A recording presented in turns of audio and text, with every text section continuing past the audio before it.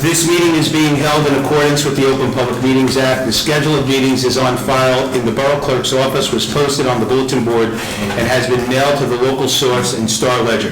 Can we stand for the Pledge of Allegiance? I pledge allegiance to the flag of the United States of America and to the republic for which it stands, one nation, under God, indivisible, with liberty and justice for all. Roll call, please. Mr. Paserno? Here. Mr. Finestrella? Here. Mr. David? Here. Mr. Clementi? Here. Mr. Fantina? Here. Mr. Mazzio? Here. Mr. Ladowdy? Here. Mr. Colella? Here. Mr. Scuderi? Here. Mr. Herbalario? Here. Mr. Demando? Here. And Mr. DeLuca and McMullen are absent. Okay. Can we have a motion to approve the September 19th minutes? So moved. So moved by Mr. Scuderi, seconded by Mr. Clementi. Sorry, guys, I can't get it all. All in favor? Aye. Okay. Kathy, any communications? No, Chairman. Okay, seeing none. We have a resolution tonight for Mr. Kevin O'Brien, and I'm going to yield to our attorney, Lurego, to either read or go through the resolution real quick, and we could get that done. Do you have it with you, Mr. Rick? I do. The board, as you know, has been discussing a rewrite of the master plan, at least an analysis of it, a probable rewrite. And at the last meeting on September 9th, the board voted to retain Kevin O'Brien to review and rewrite the master plan. And it was a unanimous vote, and it was I indicated that tonight I would have a memorializing resolution, similar to an application. We made a decision, now we're memorializing it, and I put together a resolution, it's just one page, short resolution, and it basically retains Kevin for the amount of money that he set forth, the fee that he set forth in his memorandum, and this would just put the icing on the cake to what you did last month in terms of retaining Kevin. And that's pretty much it. Okay. That's all you have? It's Okay. pretty straightforward. So are we voting? We're voting to memorialize, we needed a paper trail for retaining Kevin. You put him on board last month. This is our normal paper trail, similar to any board decision we make. So this is just to memorialize what you did. So Kathy will have something in writing. Can we have a resolution? A motion to memorialize the resolution. Moved by Mr. Ladowdy, seconded by Mr. Finestrella. Roll call, please. Mr. Paserno? Yes. Mr. David? Yes. Mr. Finestrella? Yes. Mr. Clementi? Yes. Mr. Fantina? Yes. Mr. Mazzio? Yes. Mr. Ladowdy? Yes. Mr. Colella? Yes. Mr. Scuderi? Yes. Mr. Herbalario? Yes. And Mr. Demando? Yes. Thank you, Board. Okay, you're welcome. Just for the record, we normally have resolutions into our boxes about a week, sometimes 2 ahead of time. Because it was one page, we as a board said it was okay, so I didn't want to go the rest of the evening without making mention to that, and I understand the importance of what we did. Okay, just... No, it's okay. That was a unique situation. It was very unique. Any old business to discuss? No, seeing none. All right, some new business. Some new business that we have is that our November meeting, which was going to be on the 4th, is Veterans Day. So we are moving it to November 18th. So please put that in your calendars, and that's the only new business we have. Correct? Okay.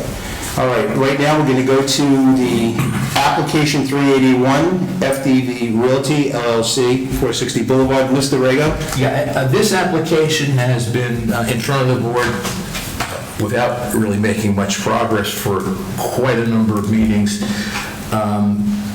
They were scheduled for tonight, and the word came down about a month ago that they wanted to carry this into 2022. I think the applicant wanted to rethink and regroup and reorganize, and it was the board's feeling last meeting that we should dismiss this without prejudice so we don't get confused as to timing, as to automatic approvals, things like that. I reached out to the applicant's attorney, both verbally and in writing, a few times since then, and he understands, he has no problem, and I asked him to just acknowledge it in writing, which he did, I think, a couple days ago. So our action tonight on this would be to dismiss the application with prejudice, which means if they want to come back, when they come back, it would be next year at some point, they have to file a new application, and I got the sense that they want to rework a number of things. They would come back, file a new application, new fees, Kevin and Chris would look at it again, our normal process, and we'll see where it goes then. So we should just get it off the agenda. Motion to dismiss. Before you do that, Mr. David, I do see Mr. Frazier in the house. Mr. Frazier? That's Mr. Frazier back there or no? No. No? I'm sorry, the lighting in here is very, very difficult. I thought that was Mr. Frazier. In the end? Yeah. It's Gary Falcon. God, it's Gary Falcon. I'm sorry, Mr. Falcon. He looks like it. Excuse me. Mr. David? I'm sorry. Motion to dismiss the application without prejudice. Second. Is it with Motion is Without. Mr. Ray, Means it can't go back. say without a few moments ago. Oh, did- Correct that. Without prejudice. Yes, sir. Okay. For that Motion was made by Mr. David, second by Mr. Fenestrella. Roll call, please.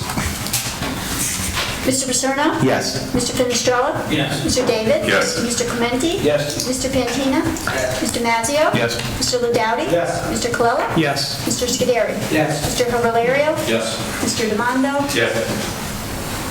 Okay, so just before we move on, in my absence last meeting, Mr. David was chairing, and I want to congratulate him and the board for taking this full circle, because this is the best decision that we made on this application to stop the ping pong match. So thank you very much, gentlemen. Okay, the next application is the Kenilworth Board of Ed, number 389. For the modular replacement. Anyone here for that? Can you please step up?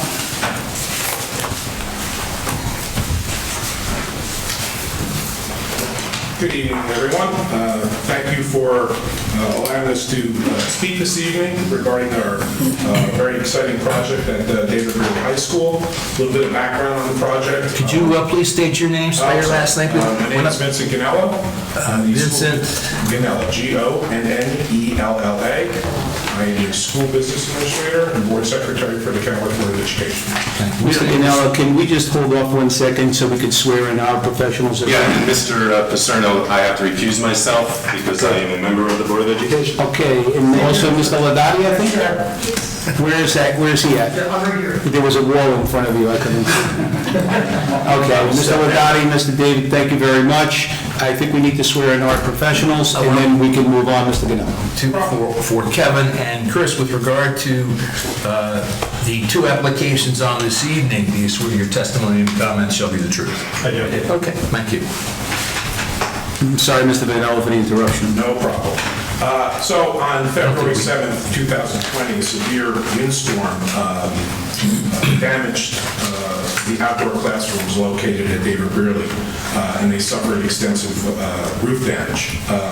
This building was originally designed as a temporary classrooms to alleviate overcrowding conditions in the early 1970s, and it had outlived its life expectancy.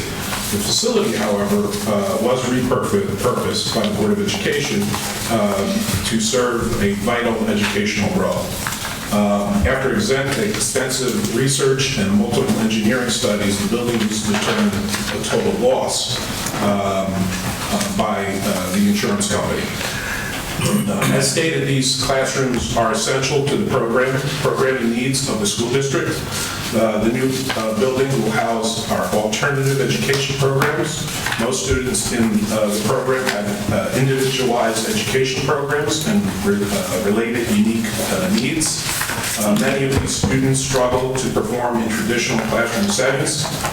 The program allows students who need a non-traditional experience to meet the challenges of the school with success in a different type of environment. The space allows for a smaller environment. Some students in the program have diagnosed school phobia. Others have significant social and emotional challenges. This is a growing population within our school, particularly given the return to school post-pandemic. This space is invaluable, helping us to meet the needs of some of our high school students. For timing and efficiency purposes, it was therefore decided to replace the structure with a building of a modular design, with the completion hopefully in January 2020. We are essentially replacing the building that was there with a 3-classroom building for a 3-classroom building. Some of the differences, however, due to code, we were required to put a bathroom within the facility, which actually does meet the needs of our program as well as we added some upgrades to the security for security purposes. And finally, some aesthetic upgrades to the facility as well, so it would be a nice addition to the Burley property. So we have, that's it? Thank you very much, Mr. Ganello. Who do you have with you here tonight? Tim Stucco from SSD Architects. She'll answer any technical details. We don't need to swear on the record. I want to remind the board, this is just a courtesy review. It's a school district, and what we're doing tonight is listening, and I saw one recommendation, which we're permitted to offer recommendations. I saw one recommendation set forth in Harbor Consultants' report about restoring areas. When we get to that, we'll get to that. So why don't you come on up and give us your name and your last name? Tammy Stechko, Stouchko. Stouchko.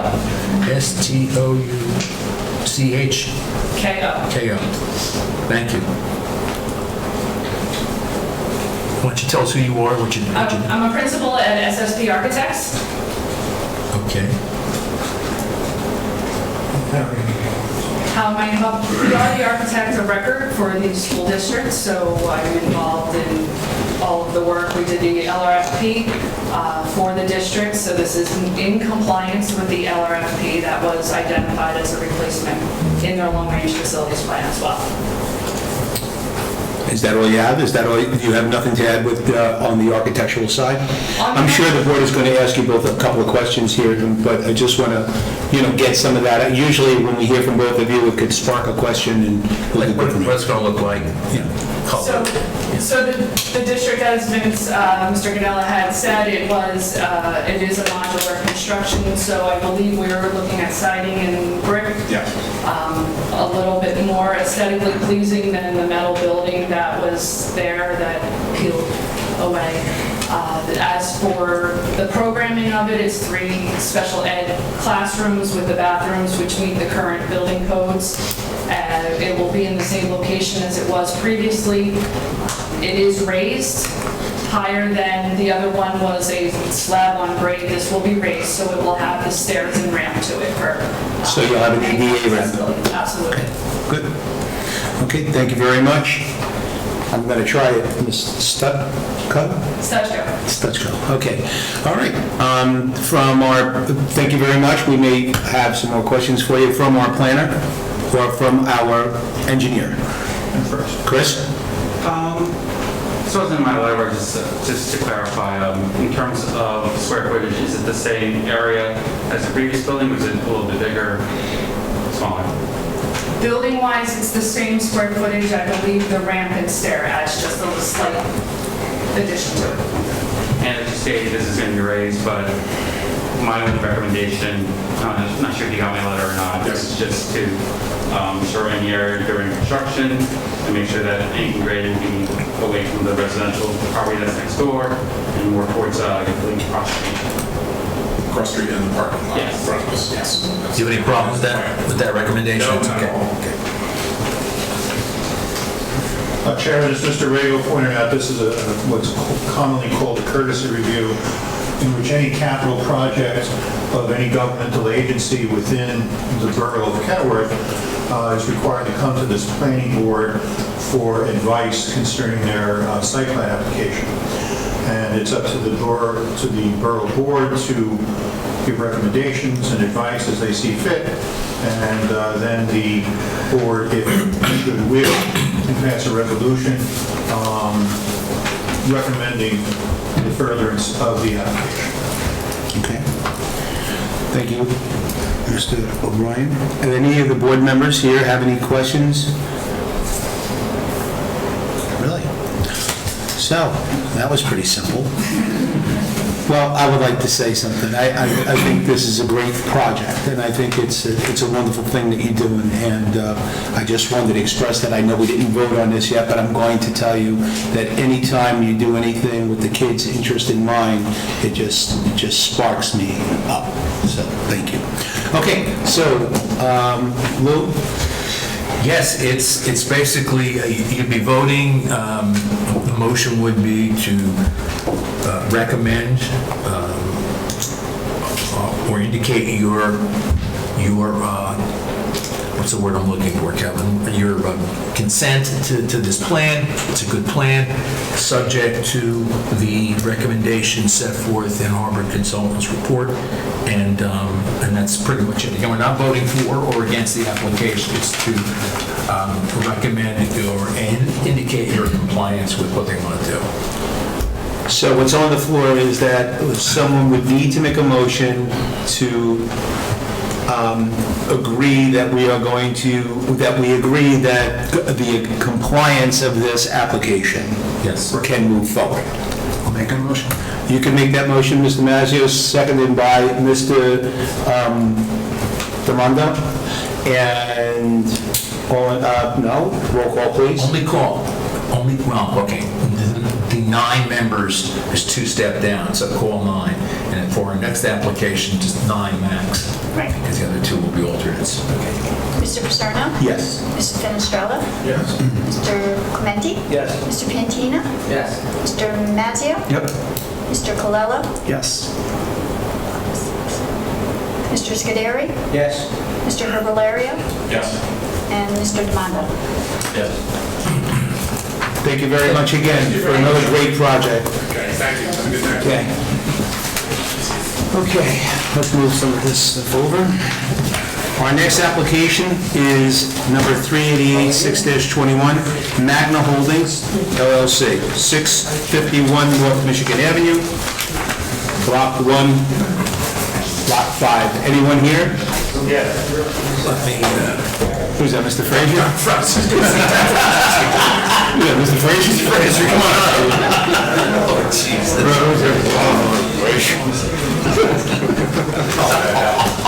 I just can't help it. What are you gonna do? It's the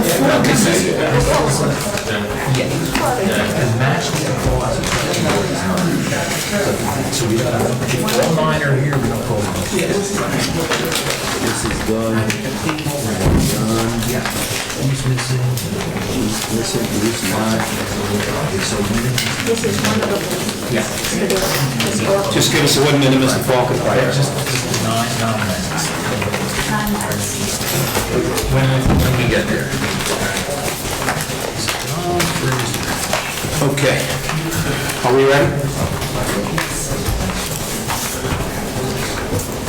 Mr. Falcon, you got the floor. My name is Gary Falcon, FAL.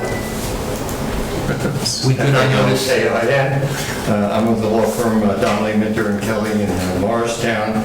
I'm here on behalf of Magni, M-A-G-N-I, holding with respect to the property at 651 Michigan Avenue, which is Block 1, Lot 5 in Kenilworth. I have several witnesses to present this evening. Mr. Filippo Villavelli from the company is first. Mike Lanzafama, an engineer and planner, is here. The architect, Mr. Stephen Belts, is here. And my first witness will be Mr. Villavelli. Let me ask our board secretary, notice the publication or? Yes. Proper, okay. Yes. You need to state your name, address for the record, and please spell your last name. Yes, my name is Filippo Lavelli, Filippo Lavelli, Lavelli. Leve? Lavelli. Right. Lavelli. Mr. Lavelli, can you please speak into the microphone so we can get everything on recording? Thank you. If you could raise your right hand, please? Yes. Perfect, can you hear me better? I can hear you better. You can raise that too if you like. Maybe a little bit, thank you. Okay. Perfect. Just when you're done, don't drop the mic. If you could raise your right hand, please, when you're ready. Yes. We'll, with regard to this application, do you swear the testimony you're about to give shall be the truth? I do. Okay, thank you. Mr. Lavelli, what is your position with Magni? So I'm the CEO for Magni America LLC, which is actually the US subsidiary of Magni TH, which is an Italian manufacturer of telescopic handler, which I've brought a very little toy to show you what we are talking about, what we manufacture overseas in Italy. Okay. Okay. Could that be an exhibit? Yeah, why don't we? It's a lot. Mr. Lavelli, what you're holding in your hand here looks somewhat like a lull or a forklift of some It sort. looks like a forklift. That's But if you could, Gary, if you could put A1 on that, and we'll call it. I don't think they want us to keep it. No, you can keep it, but I don't think Just put a piece of tape on it, because I want that for my office. Just mark something, A1, and, hold on, Mr. Ravelli, A1, and we'll call it a, That's not happening. It's like a forklift, but go ahead, he needs to explain it more, because it looks more like a lull to me, that the arm extends out. What makes the difference between us, let's say, a conventional forklift, it's this machine can rotate 360 degrees. And it's very popular in this area because allowed to do a lot of jobs on the job site on very narrow streets and roads. So that's, the machine stay and the cab and the boom rotates 360 degrees back and forth, allowing to do, several type of job on the construction site without moving around and, reducing the room needed on the job site. should he pass that? I don't know if the other board. Yeah, I'd like to see it first. If you could pass it around, some of the other board members. Mr. Lavelli, while everybody's looking at that, can I ask you a question? Are there different weight capacities for each design? Like one can lift 20,000 and 30,000, so on and so forth? This is exactly correct. So we have a full product range. All the machine looks pretty much the same. There's no difference on the way they look. But the capacity, the lift capacity is different. It varies from 8,000 pounds to 12,000 pounds. And the height capacity is different. It goes up for, 50 foot up to 150 foot. So this in particular is a medium size. Again, the dimension of the machine do not vary that much. What really makes the difference is the boom extension that goes up from 50 to 150 foot and the capacity. The weight capacity can be from 4 metric ton up to 7-8 metric ton, depending on the model. And is this the Magni color? This is the Magni Red, which is actually the Ferrari Red. It's a same color.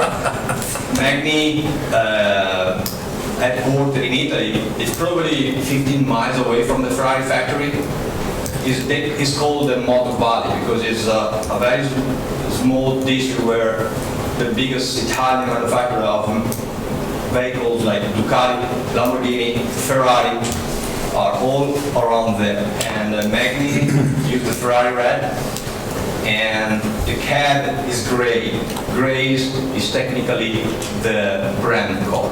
Would this apparatus be roadworthy, or does that need to be transported on a lull? No. It depends on long distance. For example, when we sell one of these units to one of our dealers, you get loaded on a flatbed. But that would have a registration, and you could drive it to the job site just like a crane? Absolutely. see it in 4 wheels, it can be, it's drivable, so you can run around on the outside, from one job site to another. And that's what Magni does? Yes. You manufacture... 100% correct. So is that the only, I'm sorry, Mr. Faulkner. I'm pretty excited about the toy. I'm going to get rid of all my Hess trucks.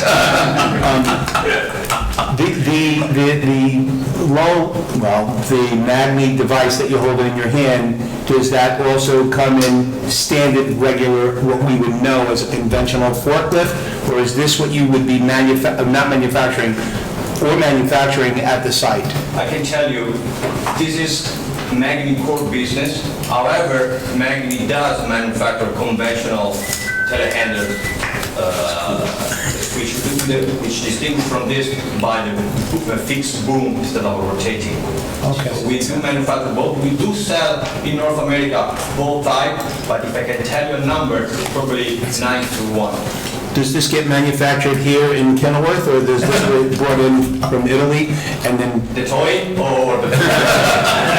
No, I mean, the machine actually is manufactured in Italy. What we do have in US, in Kenilworth hopefully, it's the US subsidiaries, which is actually the US arm of the company. So Magni America LLC is owned by Magni TH overseas in Italy. So what we as Magni America LLC import in US, the machine manufactured in Italy, and we distribute through a network of dealers and national accounts all across the United States.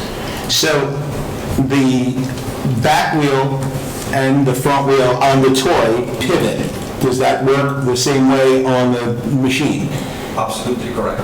The model, it's 100% loyal to the real machine. This is nice. You may not be going home without it.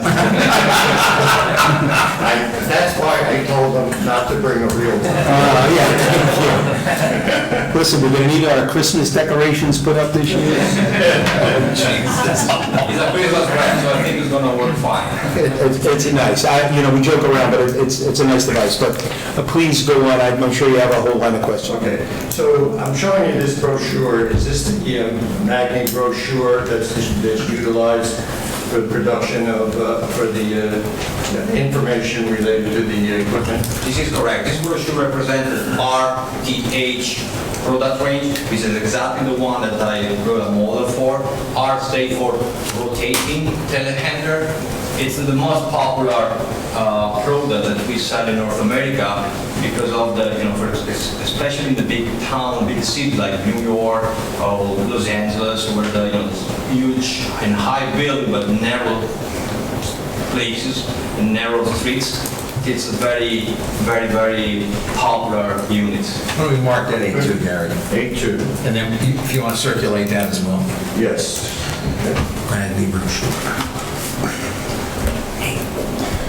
Okay.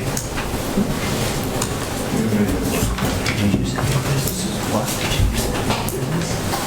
Every day.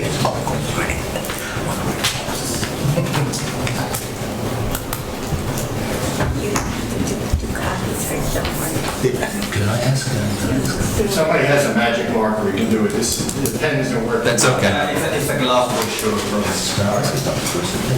What? Can I ask a question? Yeah, sure.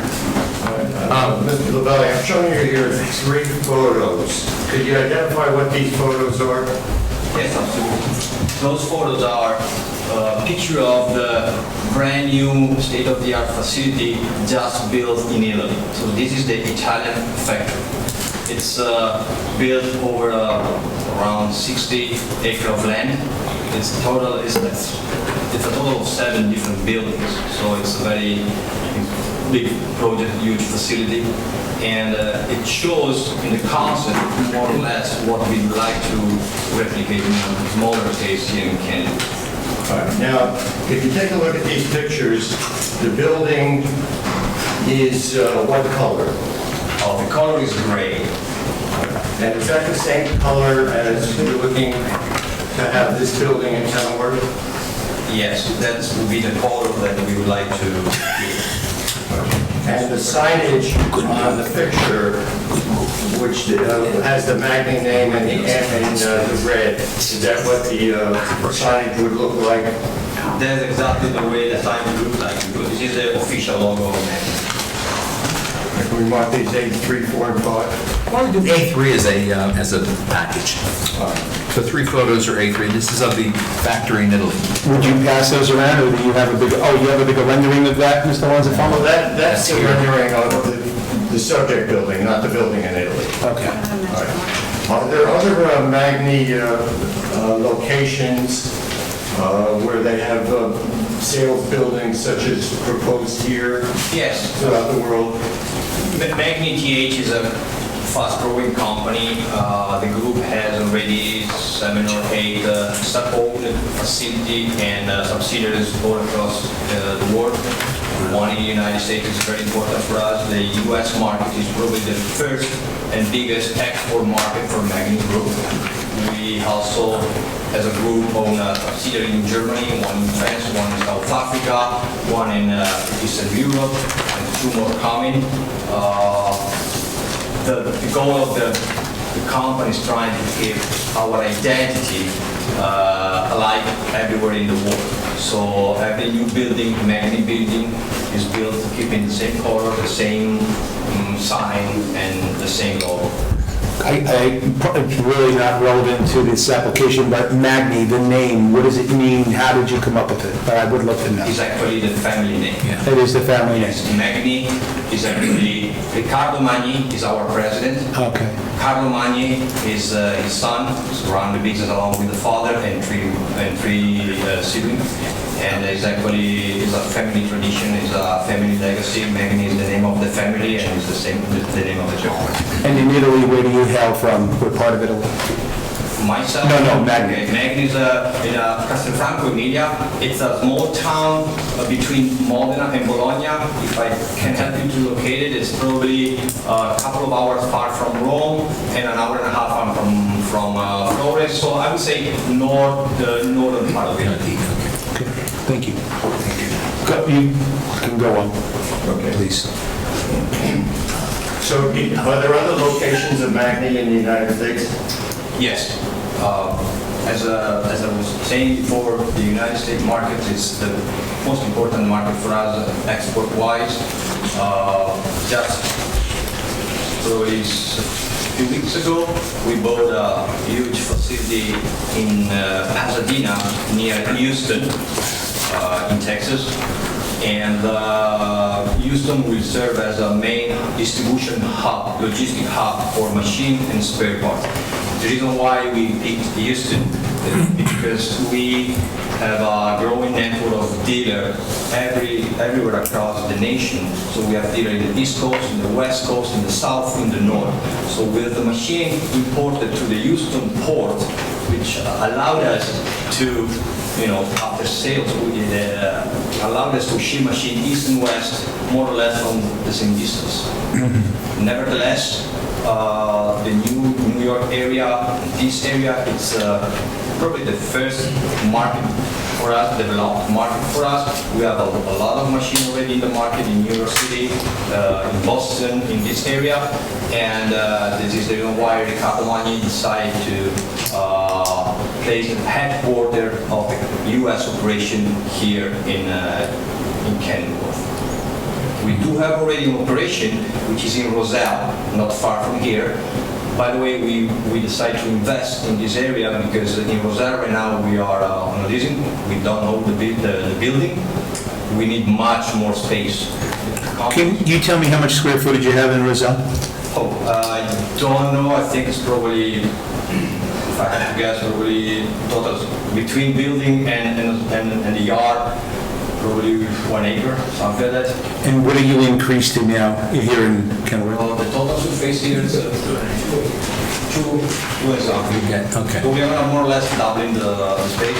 However, as we mentioned before, the Kenilworth building will serve for us mostly as a headquarters. So sales, accounting, training center for dealer, little stock of parts and machine, but the main logistic hub will be down in Houston.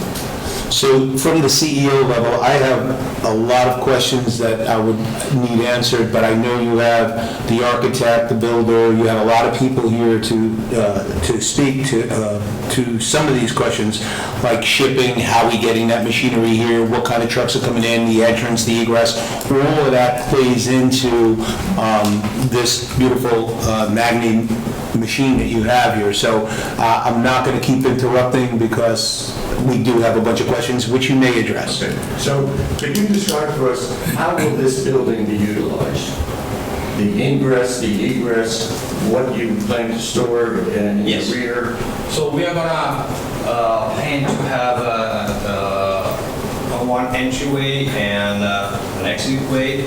So for vehicle like a car or will be both way, both way will be an entry and in and out ways. For track, we would like to utilize only the south entry.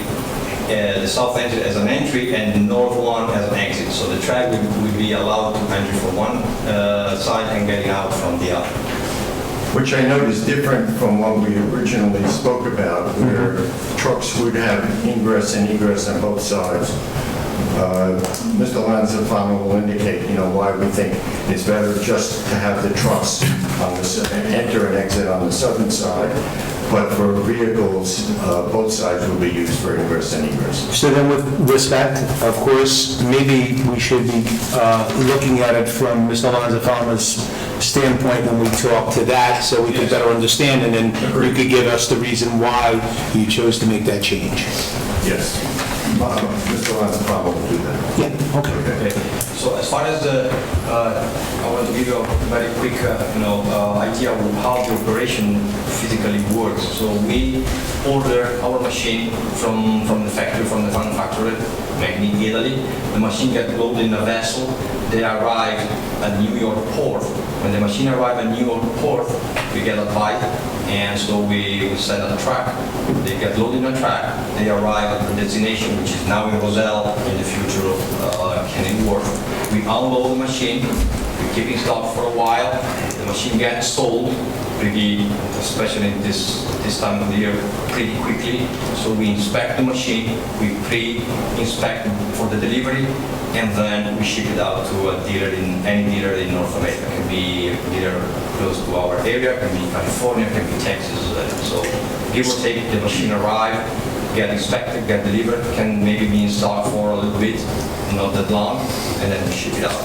So when you say I'm sorry, Mr. Falcon, when you say inspected, when it comes into the port of New York coming from Italy, you're not only inspecting the vehicle, but you're going through customs, which would go through this. Our custom broker go through custom, so they check if everything is, the shipping paperwork, the shipping document, they check the serial number and whatever is needed. When the machine arrives at our facility, then we do the inspection, the technical inspection, making sure that the quality is right. So we test it, we lift some weight, we extend the boom, we extract the boom, we mount the light, just to make sure that when the machine arrives at the dealer, the machine is ready to go.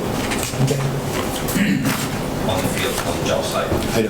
So if 2 or 3 machines come in on the same vessel and they get cleared, how do those machines, do they all come at the same time? Is it on one flatbed? I can tell you what happened typically. More than one unit are loaded in the same vessel. So it happened that we get 3, 4, 5 machines on the same vessel at the New York port at the same time. Obviously, we don't want to receive more than one machine at a time, so we stagger the delivery. So we call our truck driver, they say, listen, go, deliver one, then wait a couple of hours, get the second one. We go up to 2, or if we are lucky, 3 machines in a day.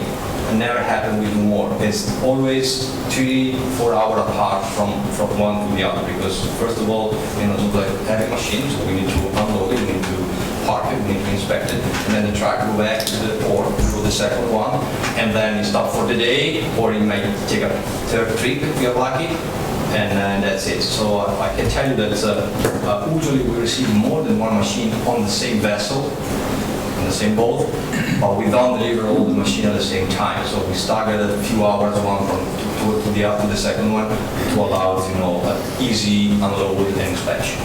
Okay. So how many employees do you currently employ? Currently in Roselle, we employ 15 people. And we are, and we are considering to probably in the next few years to hire 5 to 10 people more because the operations are growing, so more people taking on, logistic and spare parts or accounting. So we expect to hire 5 to 10 people more in the next 2 to 3 years. So with the move from Roselle, of those 15 people, they will come to work here in Kenilworth? All of them. But now with that extra space, now that you have 2 acres rather than 1, it seems as though you would probably need more people almost immediately. Yes, probably. I mean, what we really need is office space. Right now, 15 people in Roselle, we are a little bit on the limits in terms of office space, so we need a little bit more. So when we move to Kenilworth, most likely we're going to hire immediately 1 or 2 people more on the office side, and in the future, we are planning to hire over 5 to 10 people total more to be employed in Kenilworth. Because also, I want to stress that covering the full United States, we do have other people working for the company, but not working out of Roselle. We have a sales manager in the territories, we have technicians living in the different territories, and we have people obviously working out of a Houston building. So in Roselle, as I told you before, we mainly have all the accounting and sales and office activities. When you talk about sales, do people come to your facility to buy a machine? No, we don't. We are not a retail shop. We do have a network of dealers. The dealers don't come to our facility to buy the machine. We do business just different way. We have a territory manager stopping by the dealer location, but when they need, they order by email, fax, or they enter PO. But very, very rarely we have people, customer coming visiting us. It happens once in a while. Maybe the couple of dealers we have here close in this area, they stop, they grab some spare part, they go up, but just a few minutes visit. Sometimes happen that we have few dealer technician come in Roselle to have some class on how to serve the machine, how to repair the machine. It's typically 2 or 3 people, 2 or 3 technicians, once a month. They stay for 1 day, they come with their, they take a flights, they come from California, from Oregon, wherever, they take a 1 day, 2 day classes, and they fly back. Mr. Lavelli, that raises the next question. Is this just a sale, or are you going to be entertaining rental of this machine at any time? No, we don't do any rental anymore. At the very beginning of our business, we used to do a little bit just to introduce in the market. Now we don't want in any manner to compete with our dealers. So if we do rental, so our dealers are mostly rental companies, so they do rental. If we would do that rental, we would compete with our dealer, which is not suitable for us. We just represent the manufacturer. Which then raises another question. If the machine goes out to a site and there needs to be serviced, does that machine come back to your facility to be serviced, or does it get done on the job site? No, it gets done on the job site. Actually, 95% of the service calls are fixed on the phone or working remotely. So you connect the machine and on a laptop, and you diagnose the machine and you fix it easily. The computer, the monitor shows you an error code. So with the error code, you are able to troubleshoot the machine and fix it. It happens very, very rarely that we have maybe a machine in New York City close here. Maybe it's close because I was closer than the dealer location. Right. They ask us to bring the machine in for inspection, and we do, but that's very, very rare. Maybe once every 2 months. Unless it's a fork, a piston, a hydraulic, at that point, does it stay on site and gets fixed there? It doesn't come back, I guess the point I'm asking, it never comes back to the shop once it leaves the shop. No, never, unless happens something major, maybe somebody that, all in this area, again, it's very, very rarely that you need a huge service like a boom replacement or something like that. You come back, it happens probably once every 2-3 months that we have a machine back, maybe less. So then with the building that you're building, is there going to be a mechanic shop in there in case something happens? There's gonna be a mechanic shop, yes, not only for repairing machine that get broken, but also for inspecting the machine before delivering to the dealer. Makes sense. So is there any noise generated from your facility? No, there's no production at all. It's just a sales shop. It happens that before shipping out the machine, we test the machine, so we switch on the machine, so it's make the same noise than any diesel engine, but nothing more. For probably 20 minutes, 30 minutes. And how many magnets would be stored at any one time? Again, the ratio between Houston and Roselle in terms of storage would be probably 85-15% Houston to Roselle, so I would not expect to have more than 20, 25, maximum 30 machine stock in new machine stock in Kenilworth to be inspected and shipped out to dealer. Although we decided to have the biggest logistic hub in Houston, we still have a good market in New York City. It was probably the first market we approached. So we have a customer, we have a good dealer here in New Jersey and one in New York. Obviously, it doesn't make any sense for them to buy a machine out of Houston. So when we know that they are going to buy a machine, we bring from Italy to here directly instead of shipping to Houston. That reduce a lot the freight, the shipping cost for the dealer, because he can come and get it here instead of go to Houston to get it. 4 or 5 years down the pike, when the machine is got so many hours on it, what happens to that machine? Does it come back in, and do you have a used machine department in this facility? No, unless something major happened to a machine, we don't offer a trade-in. It's typically the dealer that offers a trade-in. So let's say that the dealer retail a machine to an end user. The end user after 5 years decide to buy a new one. The dealer trade in the used one and they sell a new one, and they keep it for their rental fleet. So the picture that we're creating is if we went down the block, we're going to see a beautiful building in all red, brand-new machines, and that's going to be what the eye is going to say. Yes, if you're imagining the future and I see, let's say, 25 machines in the backyard of the building, you will see probably 23, 24 machines, brand new, and one maybe there for repair or something. That's give or take what that's going to happen. Are the machines stored outside the building and inside, or just No, outside? inside we couldn't have much room, so Okay. the machine will be stored outside. Obviously, inside we will have maybe 1 or 2 machines. The one inspected at that time.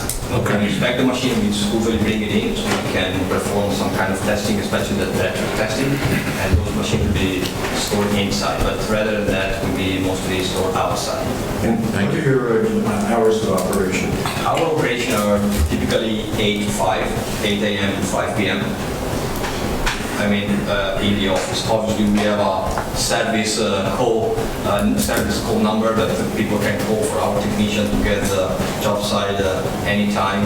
He runs 24 hours, so we offer after-sales service all day long, but in the office, the office time is 8 to 5. Is it 5 days a week or weekends? Or? No, only Monday to Friday. Okay. So again, it raises the next question, when your ship comes in, literally, the delivery of your new machines, Yes. are they coming in at 8 o'clock in the morning, or would you stagger those so the traffic down on Michigan Avenue would be relieved? Yeah, you're definitely right. As I was mentioning before, we start with the delivery. We don't want more than 1 machine delivered at a time. So for example, if we know that the machine is at the port, we schedule the first delivery at 7:30, 8 in the morning as soon as we open the operation. The second one will be probably around noon, something like that. If we have time, we schedule a third one like at 3:30. If not, the third one will go the day later. On your first delivery of your first machine at 7:30 or 8, would that be going directly into the lot and offloaded there, or you're anticipating offloading on the street? No, inside, Okay. in our backyard. It's not anticipated to be any street offloading, correct? No. Absolutely, it's one of the reasons we were looking for a bigger space, a bigger room. It happened, quite honestly, now in Roselle, that's the bigger machine. We do some sort of unloading on the street. It's not going to happen anymore because we need to do And I don't know if I'm putting the cart before the horse, but I'm sure you thought about traffic pattern coming in off of Route 22 and not going through town at all. And when the trucks leave, they would be going out the same way. Exactly. This is also the reason why we are not going to allow two ways on both sides. We're going to have a truck entry on the south side and a truck exit on the north side. Okay. Very good. So let's, again, go to the report of harbor consultants. I want to ask you a couple of questions pertaining to the... Yes. Okay. I'm under the heading site plan. Okay. We spoke about how the site operates at number 1. Is there any other questions with respect to how the site operates for anybody? Well, I'm sure there's going to be more. All right. For not right now, but. Okay, all right. Number 2, the type, size, and frequency of vehicles and deliveries that will enter the site. Yeah, I think we discussed. It's not going to happen every day, of course. It's going to happen probably once a week, and for 2 or 3 machines. That's more or less what's going to happen. Again, it depends when we can have the machine loaded in the vessel, getting to the new port. Again, we rarely ship only 1 machine because the vessels are not, available every day. So even though Italy can ship out one machine to us every day, then the vessel is only once a week. So if it happens that they have 3 or 4 machines loaded in the same vessel and they arrive at your port at the same time, that's why we need to start the delivery and schedule one in the morning, one in the afternoon, and the other 2 the following day, same schedule, one in the morning, one in the afternoon. Mr. Lavelli, of course, we're nowhere near taking a vote on this at this point, but I will caution you that right across the street is Jersey Landscape, and they get a tremendous amount of deliveries, more than we ever thought they would. I mean, it went from a small landscape yard to a very successful business down there, and I have noticed that a lot of trailers are lining up on the, what is that, eastbound? Southbound side of the Michigan Avenue, and that is really an issue for all of us here in our town. So we really have to take a good hard look of when those trucks are going to be coming in. Now, I know that there's a lot of times you can't control it, but we have to see how we're going to be good neighbors with what's going on, because with all of those straight flatbeds and lowboys and all of those deliveries going on next door, that's going to be a jammed up area if we're not careful. What I do like is that they're pulling in your yard and they're not staging outside. So just please keep that in mind. Well, just to make the point that that particular area of Michigan Avenue going northbound backs up because people can't get onto 22 fast enough. So you could have a line of cars from 22 all the way to the water tower waiting to get onto. So just turning into your property could be problematic at certain times of the day. It's not. Yeah, I'm sure you've seen that. In the morning, primarily, and 3:30, 4 o'clock. Right. So maybe your truckers don't want to sit out there and say, boy, it would be great to do this at 10, 11 o'clock, and then you're not sitting out there. But that's the cart before the horse. Let's keep going. All right. Let's go down to number 7 about the handling of the refuse. This is from a private company, correct? Yeah, that's correct. The refuse is collected twice a week? Yes, twice a week. Okay.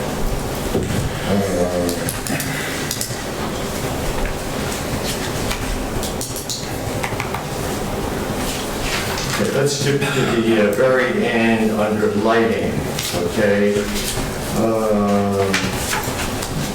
Point is testimony, go through the testimony concerning the timing of the lights. The cameras are proposed and the lights stay on through the night for security. How will the lights and the cameras work there? Yes, we will need a light on the backyard. The machines that we are going to store are very expensive. So the value of our inventory, even if limited to 25 units, is going to be high. So we will need to have some sort of light. The light can be also something that, motion driven. So if the light, when the camera and the light on they find out motion, they light up and the camera start recording, and that's what we need. But some sort of a lighting will be needed, and camera too, because we need to protect the value of our inventory. Okay, let's go to the report of Mr. O'Brien.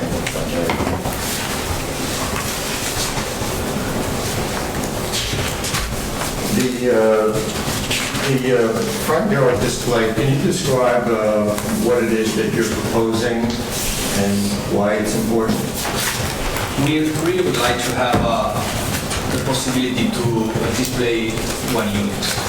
To leave one unit display in front of the building, because it shows, like you probably have noticed, several car dealership or even car manufacturer, they display one car. It can rotate maybe once every month, once every 2 months. So to show something brand new, something that can, attract people's eyes, and showing what we do, what we manufacture, what we want to market. So we would like, if possible, to one unit displayed in the front of the building. So with that, I'm sure we're going to talk a little bit more with Mr. Lanzafama. Again, with the display of that, we have to discuss fire approaches, how that would work out, what we've done in the past, all those typical things that we'll approach that. Okay. On the planning comments, number 7, Mr. O'Brien refers to 2 wall signs. In fact, we only have 1 wall sign. I'm not sure where the second one. Site plan. Okay, well, there will only be 1 sign on the office building. Which one would it be? On the office building. There's 2 shown on the site plan, Mr. Falk. Okay.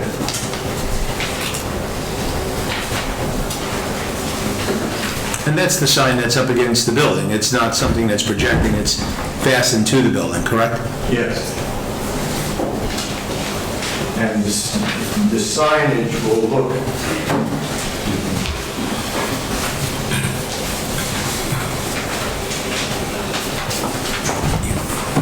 If we speak to that, we're going to have to make it an exhibit. Yeah, we will. Why don't you make that Exhibit A4, Gary? I'm sure Mr. Lanzafama will be discussing that.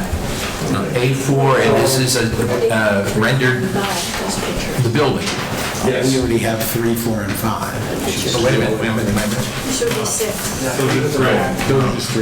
No, it's just 3? Yeah. We made it a bundle, Kathy. The photos were A3 as a group. So we're up to A4. Is that the same one that was submitted with the architect, with the... yes. Okay.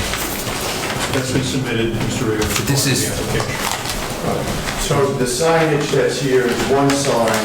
This is the same sign for all the magnet buildings that's utilized, correct? This is correct, and I can give you some insight about it. You see the M with the red shape. The shape of the red is exactly the same shape than the cat. If you look at the model, you will see it's like a leaf. We can't seem to find that. This.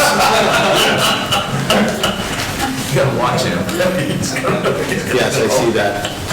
So there's a copywriter, on the magnet cap for safety, and the most safe cap in the world, and it's also, something that Ricardo Magni, the owner, and the designer is very proud of, so we put in that shape on the logo of the company itself. So I'm in Mr. O'Brien's report, the last paragraph on above C, which talks about uses the term telescopic handler. Are these commonly referred to as cranes, or are they another type of equipment? No, I would say that telescopic handlers are mostly categorized as forklift.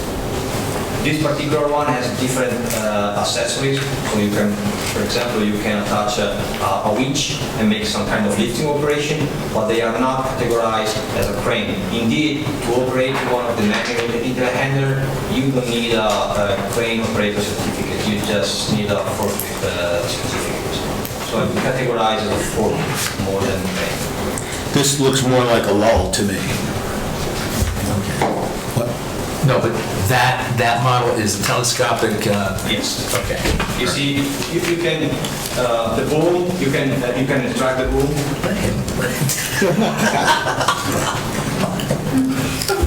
Perfect.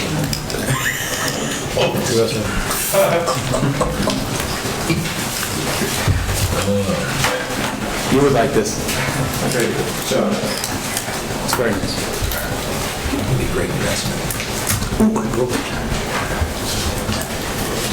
okay, let's go on the site plan discussion. Okay, number 2, a telescopic handler displayer is proposed in front of the building. What will go here? What size will it be? How will it be? Okay, so the machine would be probably rotating, so won't be always the same machine, maybe once a month, every 2 months we can rotate. We were thinking about bringing the machine with the boom angle, like at 30 degrees, with the boom retract completely, so it won't be at all higher than the building, it will be actually lower than the building. And this is also the same way we always stock our machine on the backyard. The reason why we typically lift a little bit the boom angle like 30, 35 degrees and not straight down is for 2 reasons. First of all, the boom is longer than the machine, so if you lift a little bit, you have more space to park one behind the other. Second, we don't want the fork to be a human height because it can be dangerous. Yeah. We'll lift a little bit to prevent kind of incident or accidents get happen. Okay.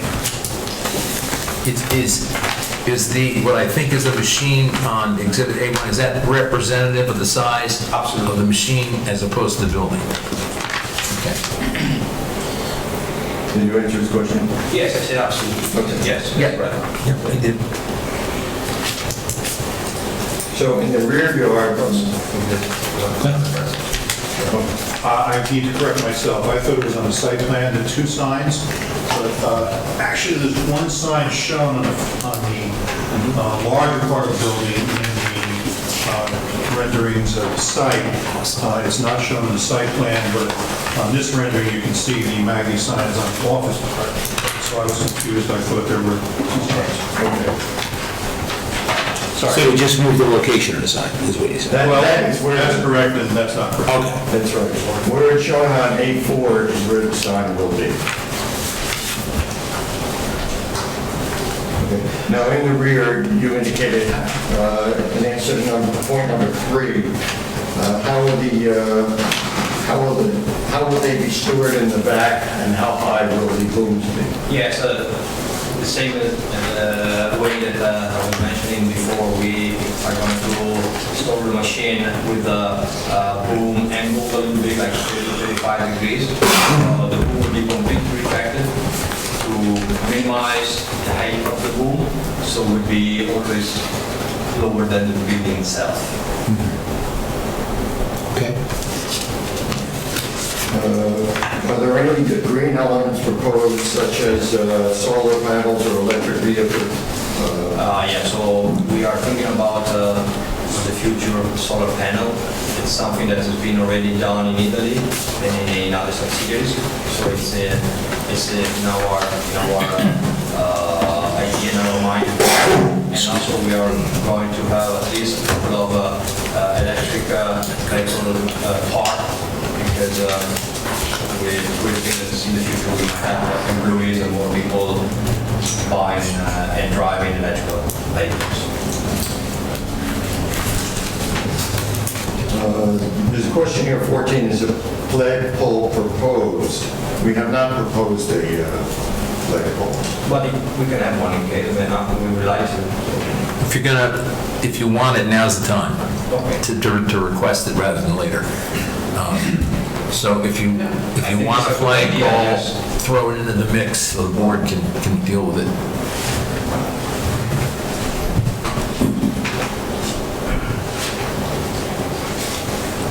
And you're not going to hang the flag from the bottom of the forks. It's going to be on the top, yes.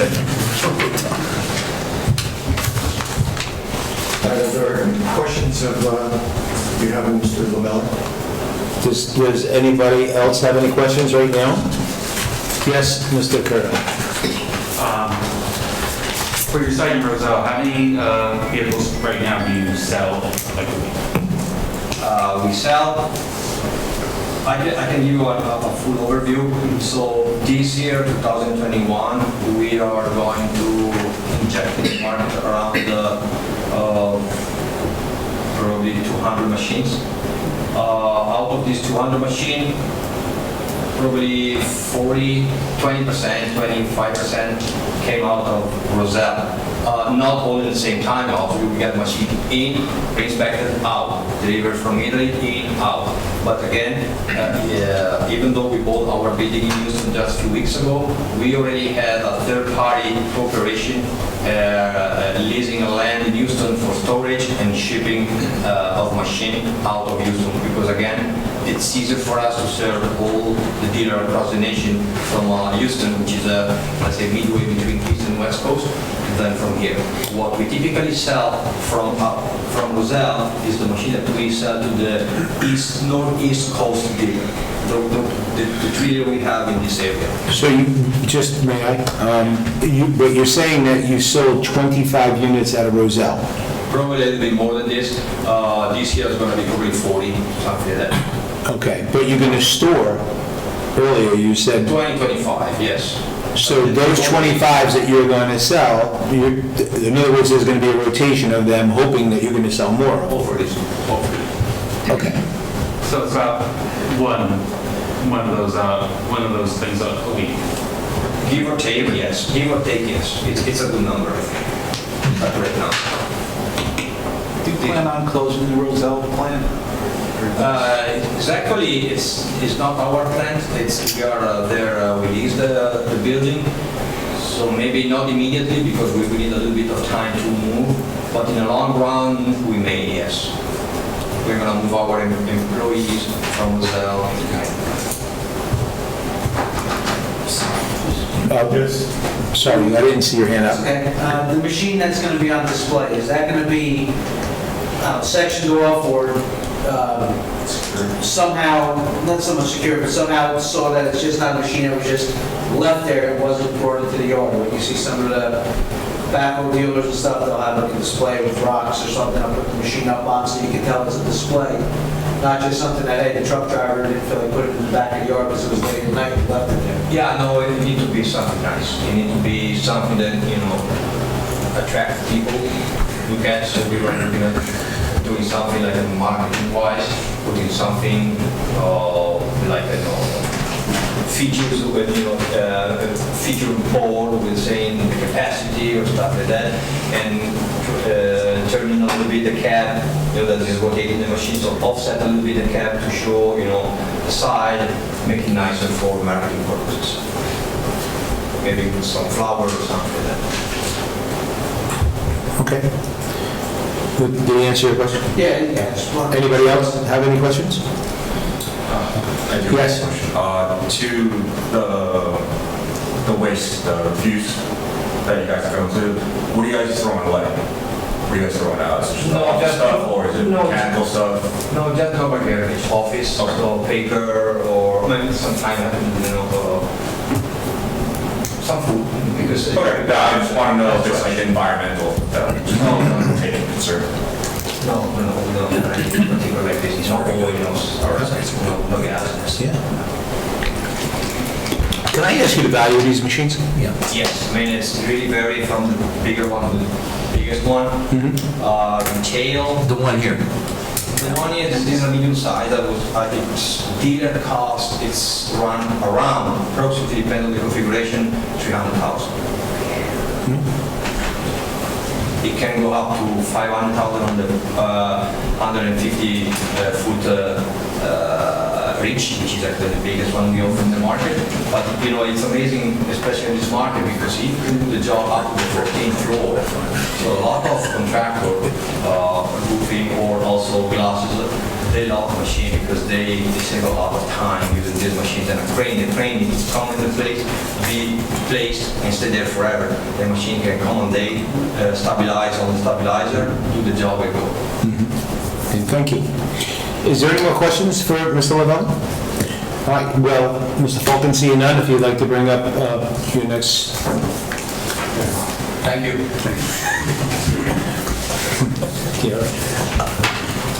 I agree with that. Yes, with regard to this application, do you swear your testimony shall be the truth? I do. Could you state your name and spell your last name, please? Sir, my name is Michael Lanzafama, that's Lanzafama. I'm a licensed professional engineer, land surveyor and planner, licensed in the state of New Jersey.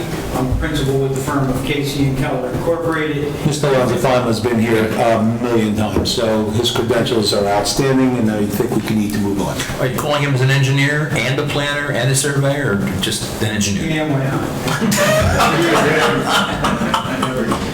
That's great building for tonight. That's what I told my Real individual. Welcome, Mr. Lanzafama. Thank you. Thank you, Mr. Chairman. Yeah.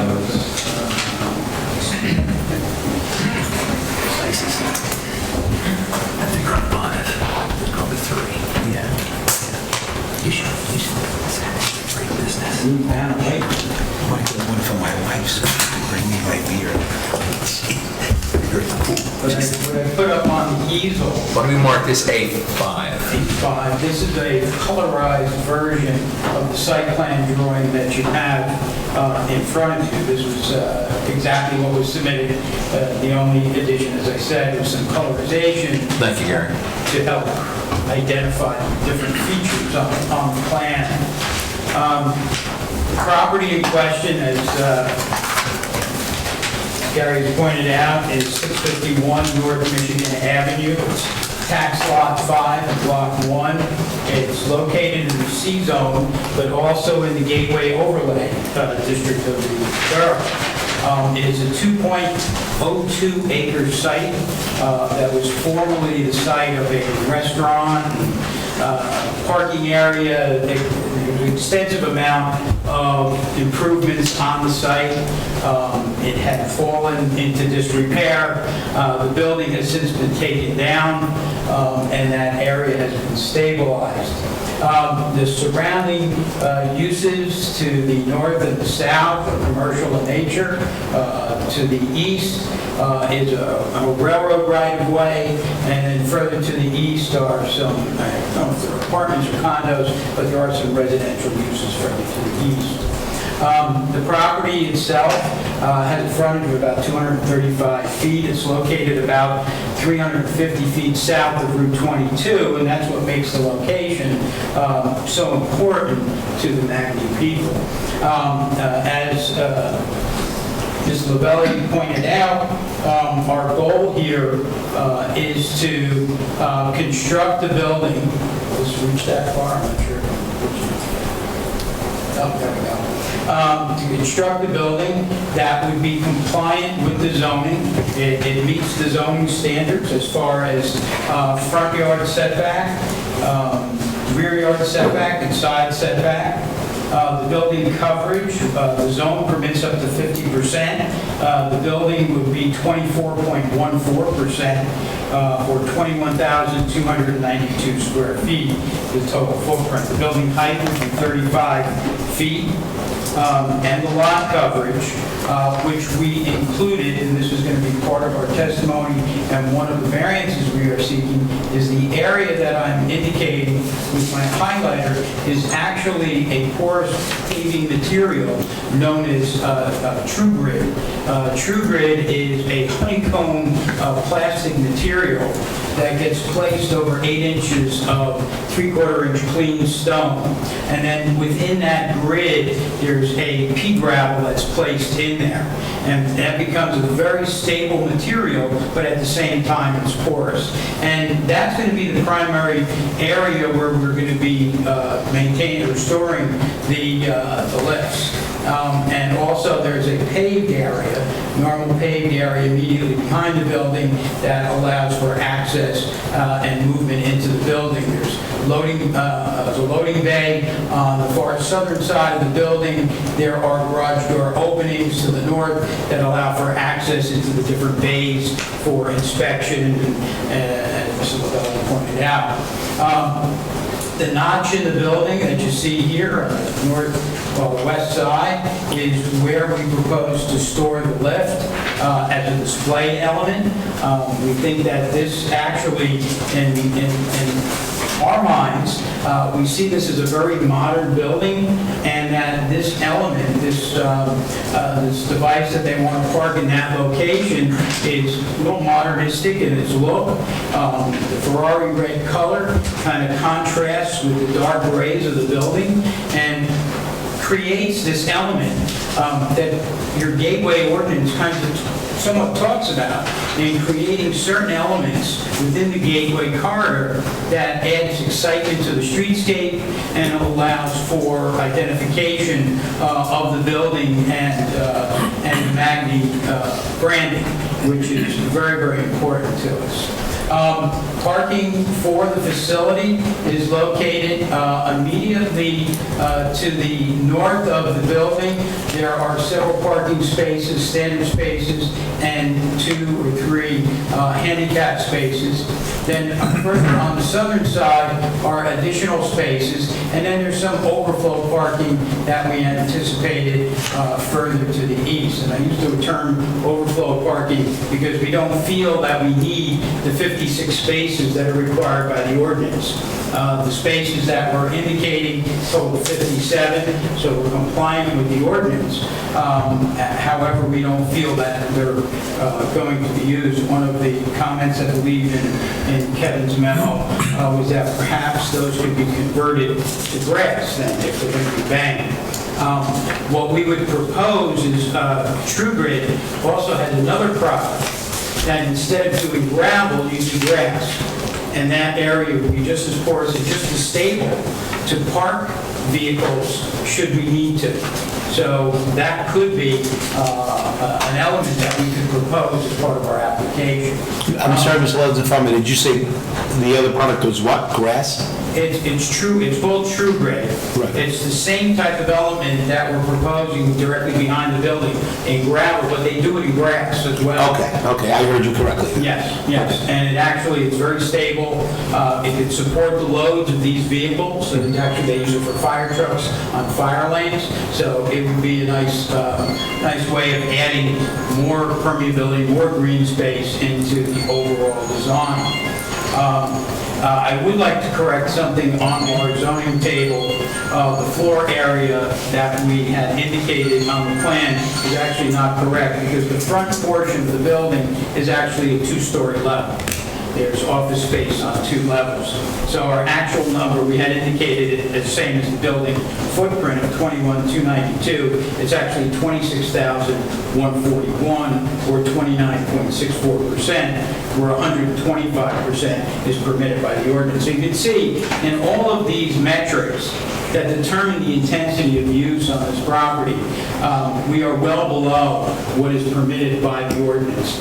Our building coverage is less, our total lot coverage, which includes the gravel area. We included that in cold and impervious coverage, but in reality it's going to be porous and actually goes towards the best management practice through stormwater regs that talk about the utilization of porous type pavements. In addition to what we're proposing with regard to parking and paved areas, to manage the stormwater, we're proposing a stormwater detention facility at the rear of the site. This is a biosystem that's going to be heavily landscaped. It has a forebay which will receive the immediate flow. What we did is we put a curb that runs about halfway across the back of the lot. So water from this area sheets into a forebay, then spills into a sand filter. Should that sand filter become overloaded, in other words, if there's greater than the inch and a quarter storm that it's designed for, there's a berm in the middle that it then cascades over and has further storage capacity here. This design, utilization of this system actually reduces peak runoff rates for the 2, 10, and 100-year storms to levels even greater than what's required by the best management practices. We're normally required to reduce the 2-year storm by 50%. We've actually reduced it by about 65%. The 10-year storm, we're required to reduce it by 25%. In reality, we're reducing it by 50%. And the 100-year storm, we're required to reduce it by 20%, and we're reducing that at about just under 30%. So this has a significant benefit to the community overall because of the reduction in peak runoff rates, the institution of the porous pavement to allow for groundwater recharge, and the redevelopment of this somewhat unsightly site. This will now be truly, in our mind, a good gateway opportunity for the community. As Filippo mentioned, we're proposing the Magni sign at that location.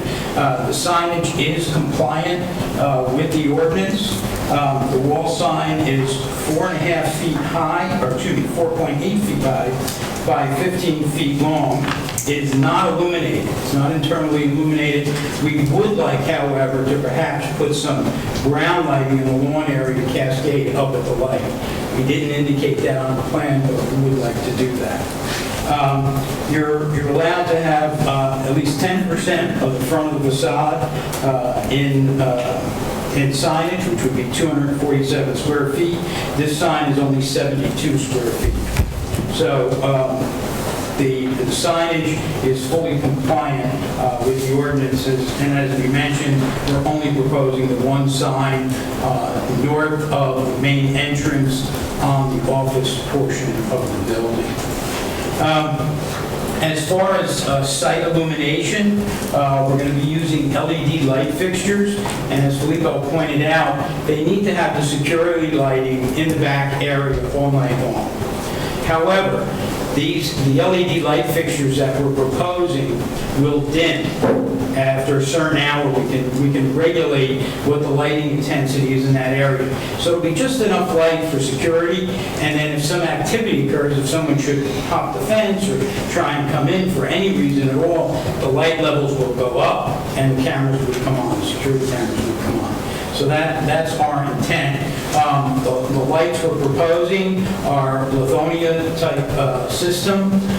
There are a number of pole-mounted fixtures in the back, which will be 25 feet high.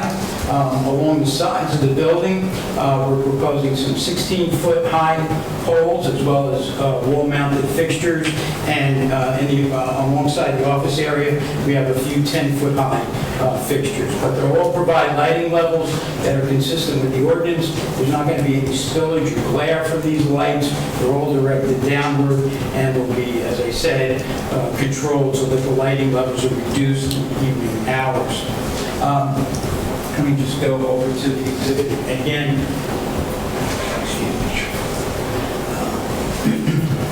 We've also colorized the landscape plan, which I think is an important element of the project. So we call this A6. A6, yes. Colorized landscape plan.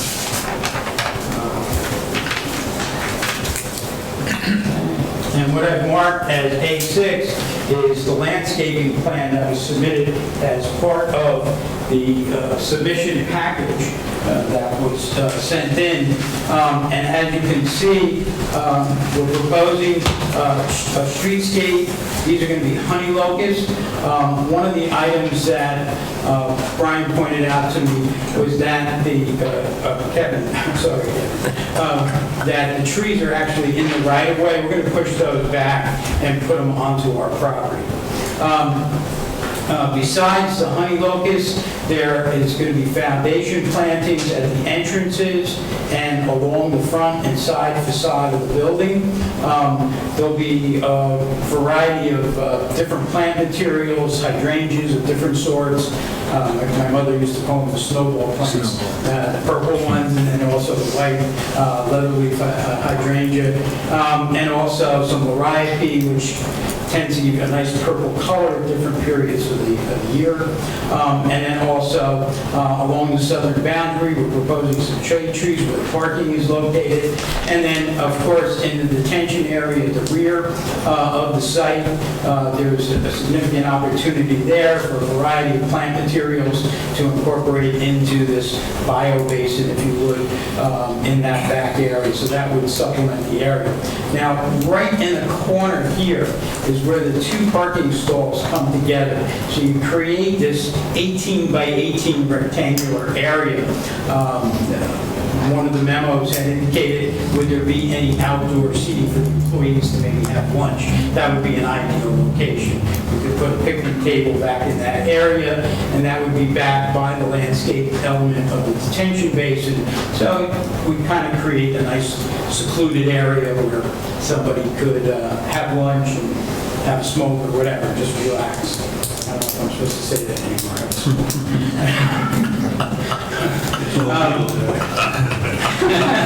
You're always thinking of the food. You know what they have back there, that's mortadella and mozzarella. I didn't know that the lots of farms had lunch with the I'm always smiling at lunchtime. Right? Yeah, I'm with you. So there are several variances we need. There are three specific variances we need. The first is to allow us to store these pieces of equipment outside at the rear of the property. And the second is to store a single unit outside in that notch of the building in front of it along the streetscape of Michigan Avenue. And finally, to utilize the porous pavement material that we're proposing, the gravel pave. In my mind, all three of these variances would fall under the C2 criteria of the municipal land use law.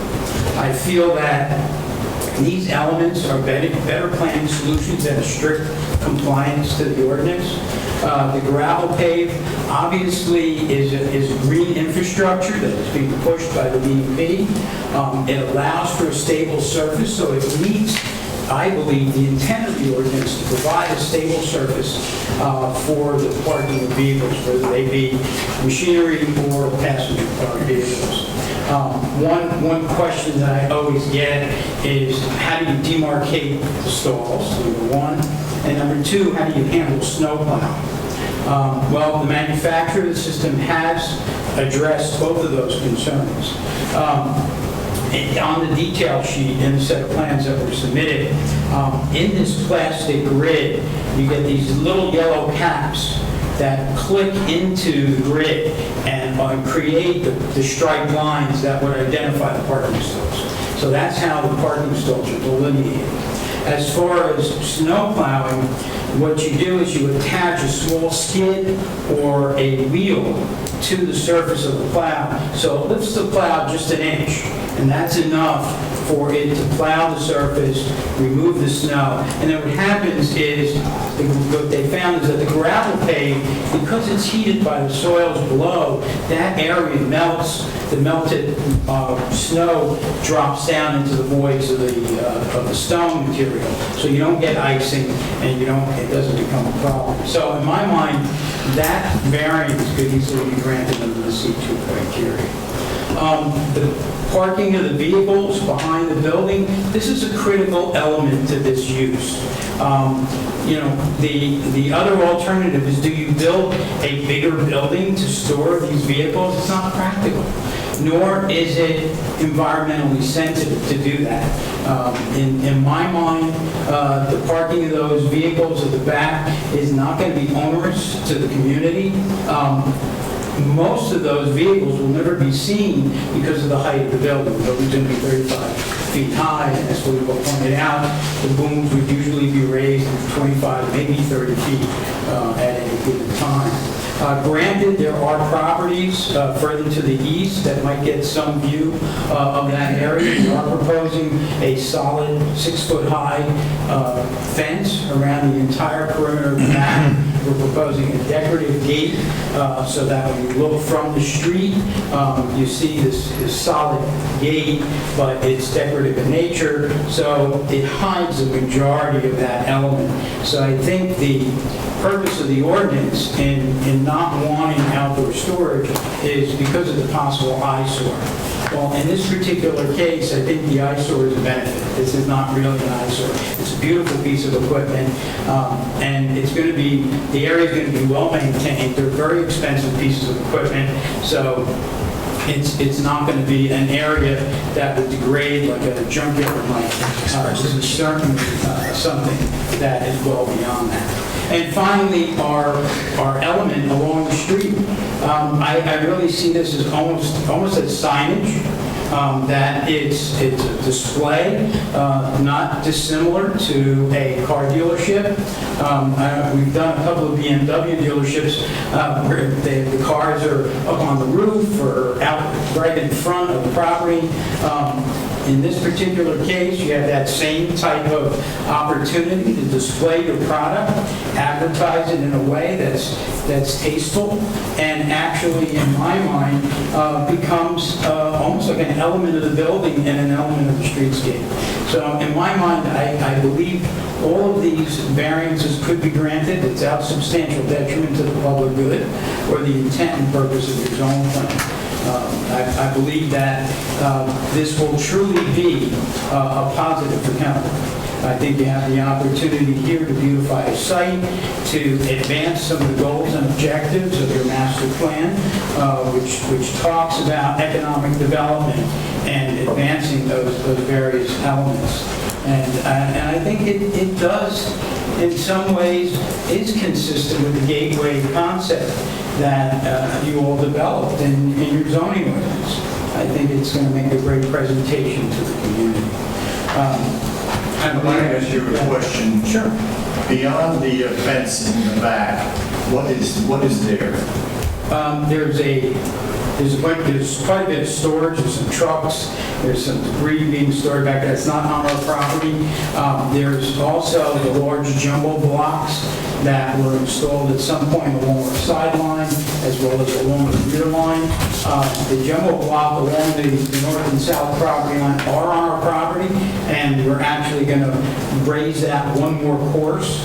And I believe Harbor Consulting had asked that we do some analysis on that to make sure that the loads from the vehicles are not going to be detrimental. We have no problem providing that additional information. To the east, those blocks are actually not on our property, so we plan on not doing anything in that area. We're going to our property line with a new fence, new landscaping, and installation. You know whose property it is to the east? I was informed that it was the state of New Jersey. That's correct. It's the old railroad tracks. So somebody else is just utilizing that? Yeah, that's not part of our site. There was a question. And that area is what's first visible to the apartments behind, correct? And there's also a mention in the Harbor memo.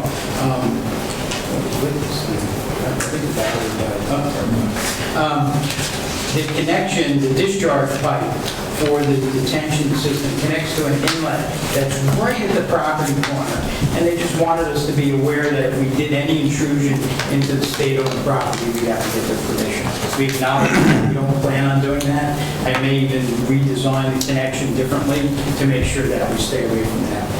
There's also an existing sanitary sewer connection that goes into the sewer line. We're showing a new one, but we may not do that. We may just repurpose the existing line, and we'll video that to make sure it's in good condition. If it turns out we do have to go onto that property, we'll get any necessary approvals we need to get. Could we get down the harbor consultants report? Sure.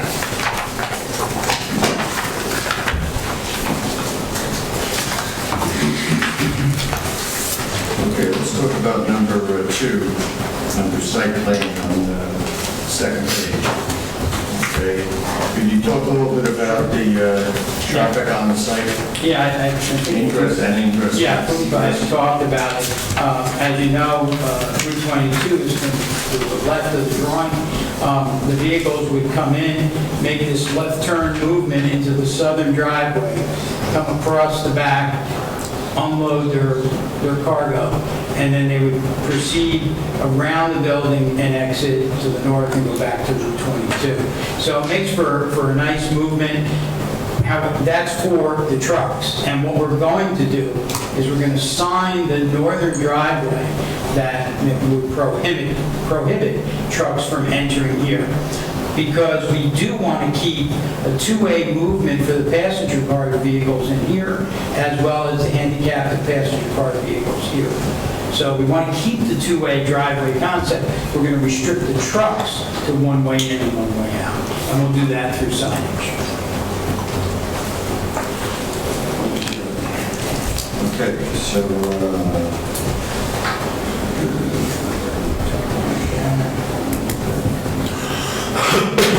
okay, number 8.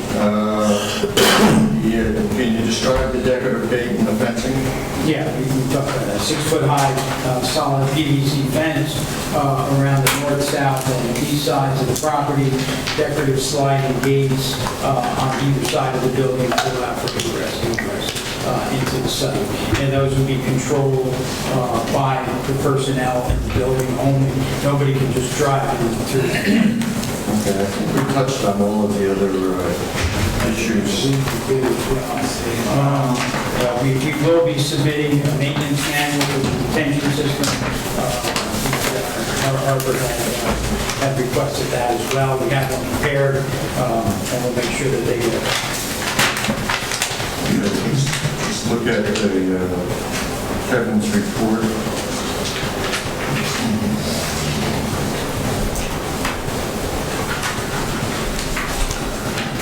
Mr. Falcon, we just discussed the engineer report. Did you have any comment on your side, from the engineering side, of what they answered? Yeah, there was a couple other things that I'd like to discuss. Sure.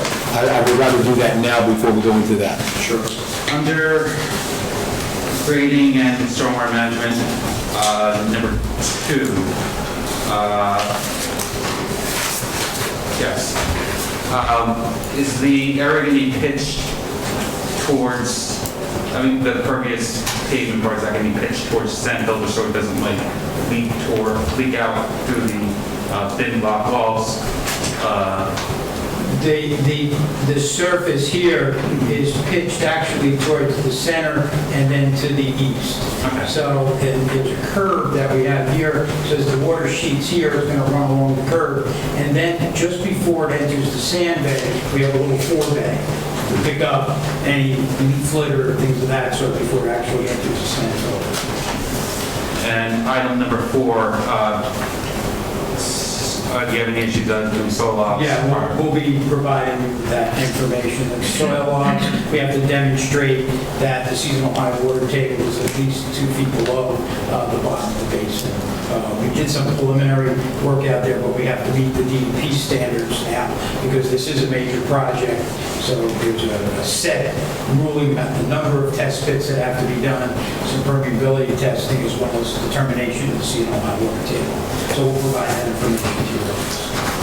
Under landscaping, number 1, do you applicant have any issues doing a 1-year warranty on the landscape? That's typically not the answer. And lastly... I always try to clear up 2 if possible. 2.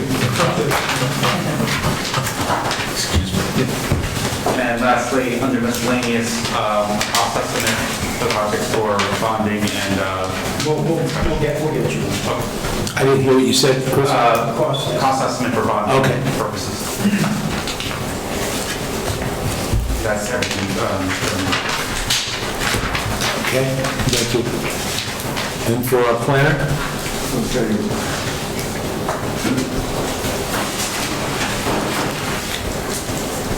The only thing you didn't address in Kevin's memo is regarding the building, the architect has been testifying.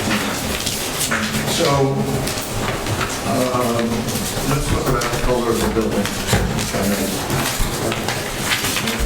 Is with respect to this gateway concept, does the color of the building fit in within that concept in your view? Well, in my mind, this is a branding element, this is the magnet color. I think the color of the building on the gateway section of the ordinance is a bit subjective. I think the gray color is not a negative. I think with the signage and the element out in front, the red vehicle out in front, it actually contrasts well with the pleasant appearing situation with the building and the streetscape, the landscaping we're proposing. I think it's a win-win. Really good element. Any questions? Mr. Lawrence? For pertaining to planning at this point, for you, Kevin. Thank you, Chair. You talked about outdoor space, perhaps picnic tables. Any other amenities proposed? No. No benches or racks, anything? Oh, we're going to do bike racks, yes, we did talk about that. We're going to do bike racks.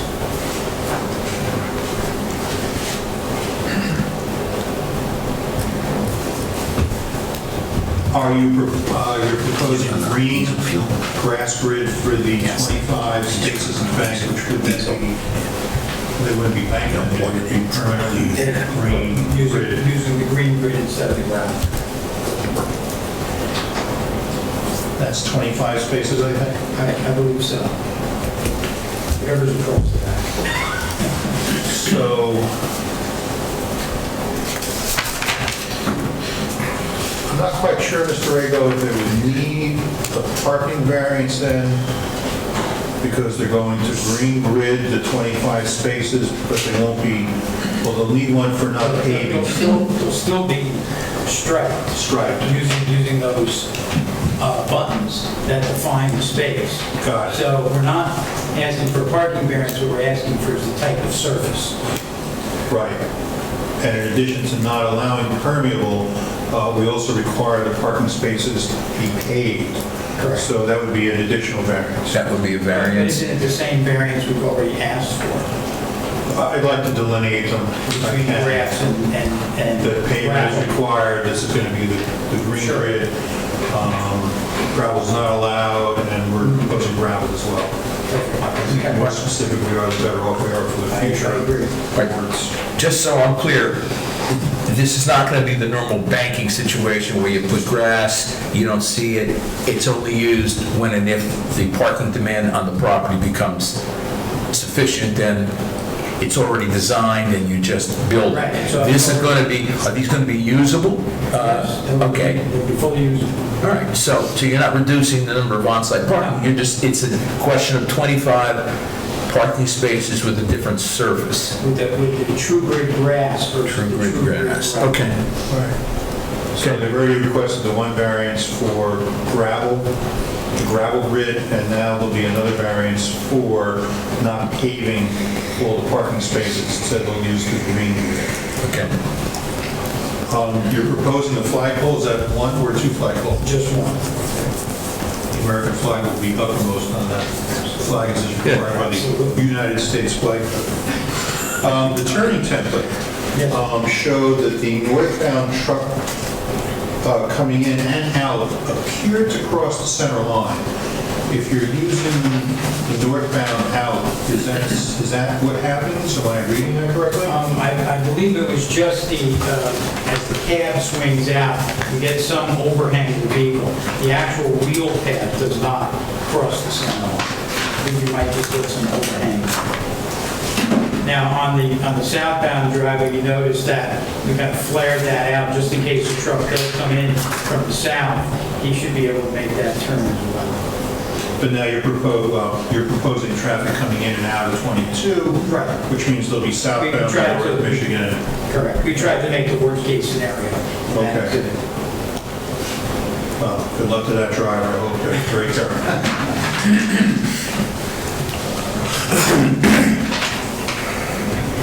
Yeah, those are my questions. Thank you, Mr. President. Thank you, Chairman. I have a question for you, Mr. Lansford. With respect to these vehicles coming in and out of there, they're going to need fuel. Is there a space for a temporary fuel tank or diesel and or gasoline fueling area that these trucks are going to need to import, export, things like that? You're talking about the lifts, not the tractor trailers that bring. I'm talking about the lifts, because once they're delivered, if they have to be delivered to a site, or is there going to be a fueling area? And I call it a temporary fueling. They're not driven to the site. You can put onto the truck. Right. A small amount of fuel that I assume that they're shipped with or provided with. So just enough to move the vehicle off and onto the truck, the lowboy, and then brought to the site. That's what it would be. So you're saying there is no temporary fuel? Yes.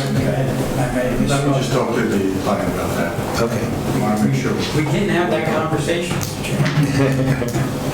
Are there any other questions other than? Right now, the board probably does anybody have questions for Mr. Lanzafama on everything that you heard so far? The outside of the building, is it like stucco or?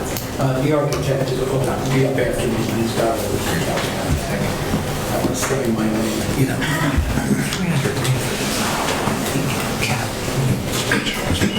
Oh, yeah, he's put one on the side here, the jet ski.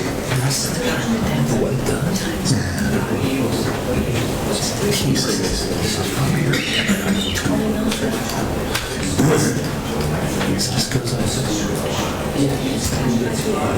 I love that. I absolutely love it. You think it's good? I need I was actually looking at a wall today, which this emulates a well. This what's this Italian? Can I recall Mr. Lavelli for a moment? Absolutely. Sure. All right. You're still on your oath, Mr. Lavelli. Okay, so we should have addressed this before we did it, okay? What do you use at Moselle in that situation if you use some diesel fuel? We have a sort of portable tank placed very close to the damaged area, let's say. And when a machine gets delivered, we fill up a little bit, let's say a third, a fourth of a full tank to allow the machine to be loaded and unloaded. A little bit of fuel is needed because if the machine has zero gas and switch off because of lack of fuel, it's going to be trouble really switching on. So we need to fill up a little bit with some gas. Yes. I'm very familiar with that because I have them myself in my business, and I call them portable fuel tanks. Yes, That you plug them in and they'll come out, but then you're going to have a fuel truck like Superior, and you're familiar with that as well, that will come out and fuel that up. But Portable one, yes. where is that location going to be? It's not on your site plan. We'll have to add, we have the refuse area is right at this location at the back of the property. So the testimony was to be adjacent to that. Yes. So then that would also need power to it. You need electric there to do that, and probably some type of mafia blocks or bollards to protect it. Yes. So that's got to be We'll add to the plan. added to the plan. Because we have to add the flagpole and a couple other items. That's all the questions I have. Anyone else from the board or anyone else have any questions? Okay, is that all the people that you brought tonight? No, I have Mr. Bell's the architect. Okay. Ready? Yep.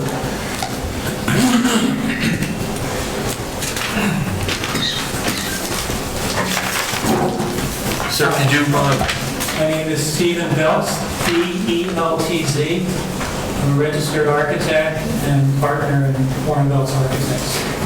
with regard to this application, do you swear the testimony you're about to give shall be the truth? I do. Thank you.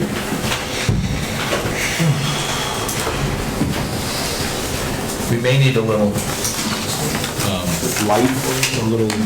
no, just some indication as to his qualifications. I don't understand. Yes. If I speak loud, can I stand here? Just, I don't have that pointer. You can, Mr. Beltz, but can you give us your qualifications and some background and history of who you are, where you came from? Yeah, I'm an architect. My firm is in Jenkintown, Pennsylvania. I went to Drexel University. I was registered in 1987. And you're licensed in New Jersey? And yes. And your license in New Jersey? Yes, Mr.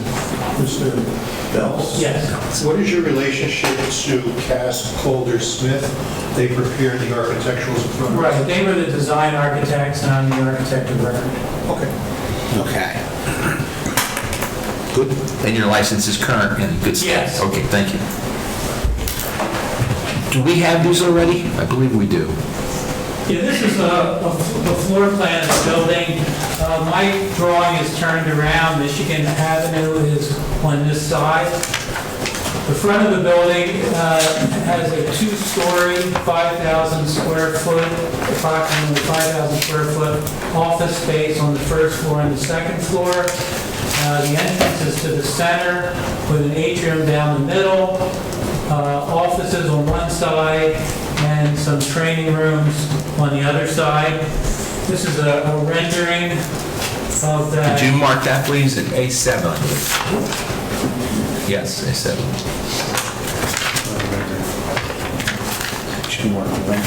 Well, you don't need to mark the big one. I think we have it. Mark that smaller colorized piece of art, A7.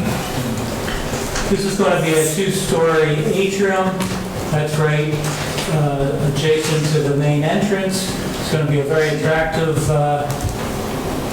entranceway with a skylight and a circular stairway up to the second floor. The back building is about 16,500 square feet, and that'll be the inspection shop. That'll have 4 bays, a prep bay, locker rooms, and some office space for the inspectors.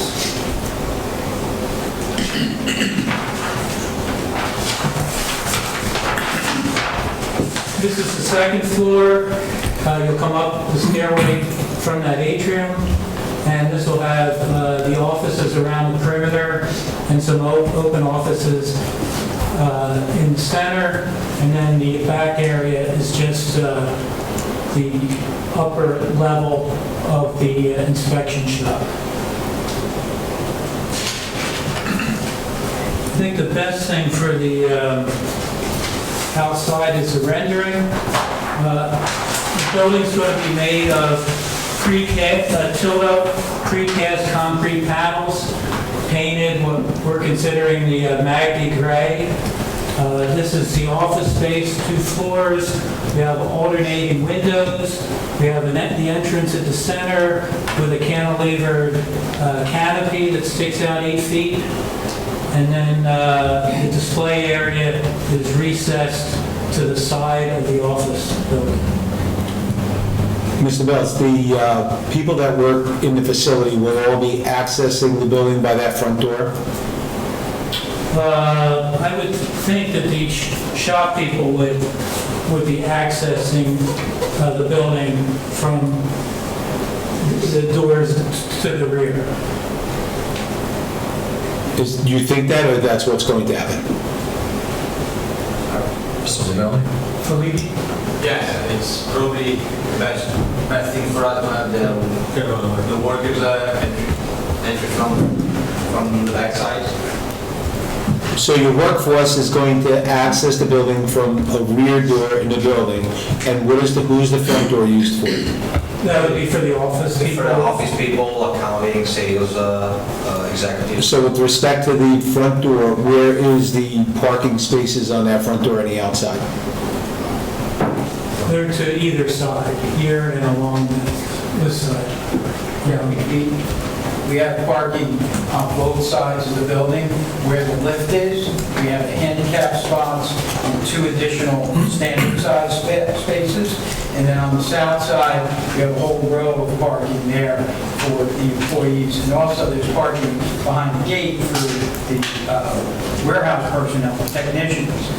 They can go through the gate and park along that southern side and enter the back of the building. So they'll be at the furthest part, the parking is more towards, let's say, the fence, but not up against the building. That is correct.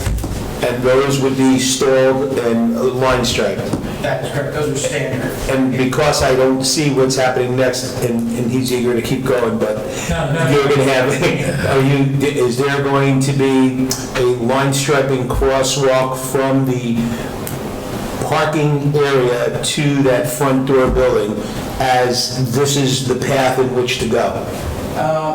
There is none currently shown on the plan, but it's something we can certainly take a look at, and also possibly put a pedestrian sign up to alert motorists as they come into the driveway that there could be potentially pedestrians crossing the driveway. Yeah, my concern is just that you're coming off of 22, sometimes you could be coming in a little hot. Yeah. And you got to know that that's where somebody's going to be crossing over to get into that front door. Yeah, we'll make that notation. Now, the handicap side, they can get directly onto the sidewalk, they don't have to cross the driveway. Okay. And I'm sorry. there is a sidewalk along this side that will lead the people to the front door. It's just the access from the car to the sidewalk. How do you show a path there? So, that, please, that would be something as far as the condition is concerned. Parking lots will be connected, you said it's going to be gated off, so No, it will not be connected. they're not connected. So there's no parking on one side, they're going to have to cross that on. Well, no, if it's, we don't anticipate that we need that many parking spaces, but if it should, if we were going to have visitors for some training or whatever, we would make sure the gate is open to allow them to enter into that back parking area.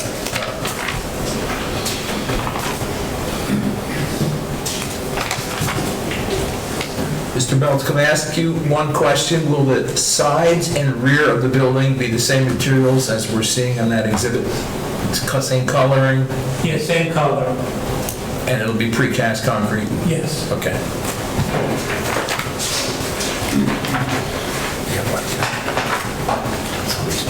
Any questions of Mr. Bell? Yes. So you said you have a 2-story building, 5,000 square feet, with 16,500 square feet in the rear, where you're going to have 4 garage doors, where those lifts are going to be coming in for service.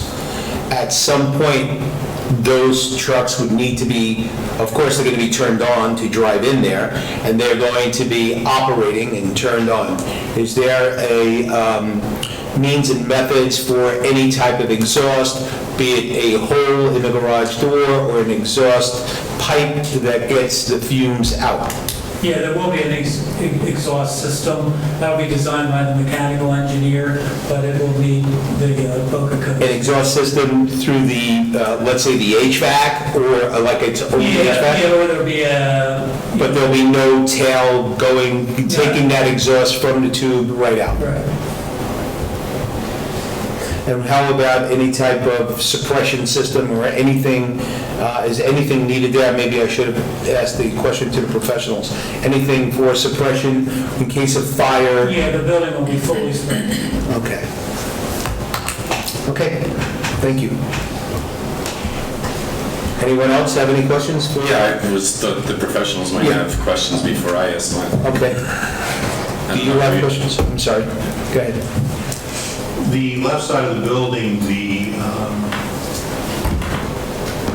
non-office part, what would we call it, the mechanical part, the work part, is a large, undifferentiated building, which means the facade appears to be basically a gray monolith. Is there any way to break that up to get away from the appearance of just this one solid facade? Yeah, I believe there is. I mean, we could put some detail in the concrete panels. We will take a look at that.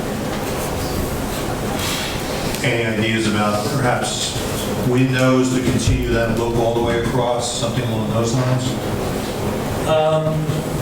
Yeah, actually, that was something that the owner brought up at our last meeting. He would like to see some windows into the inspection.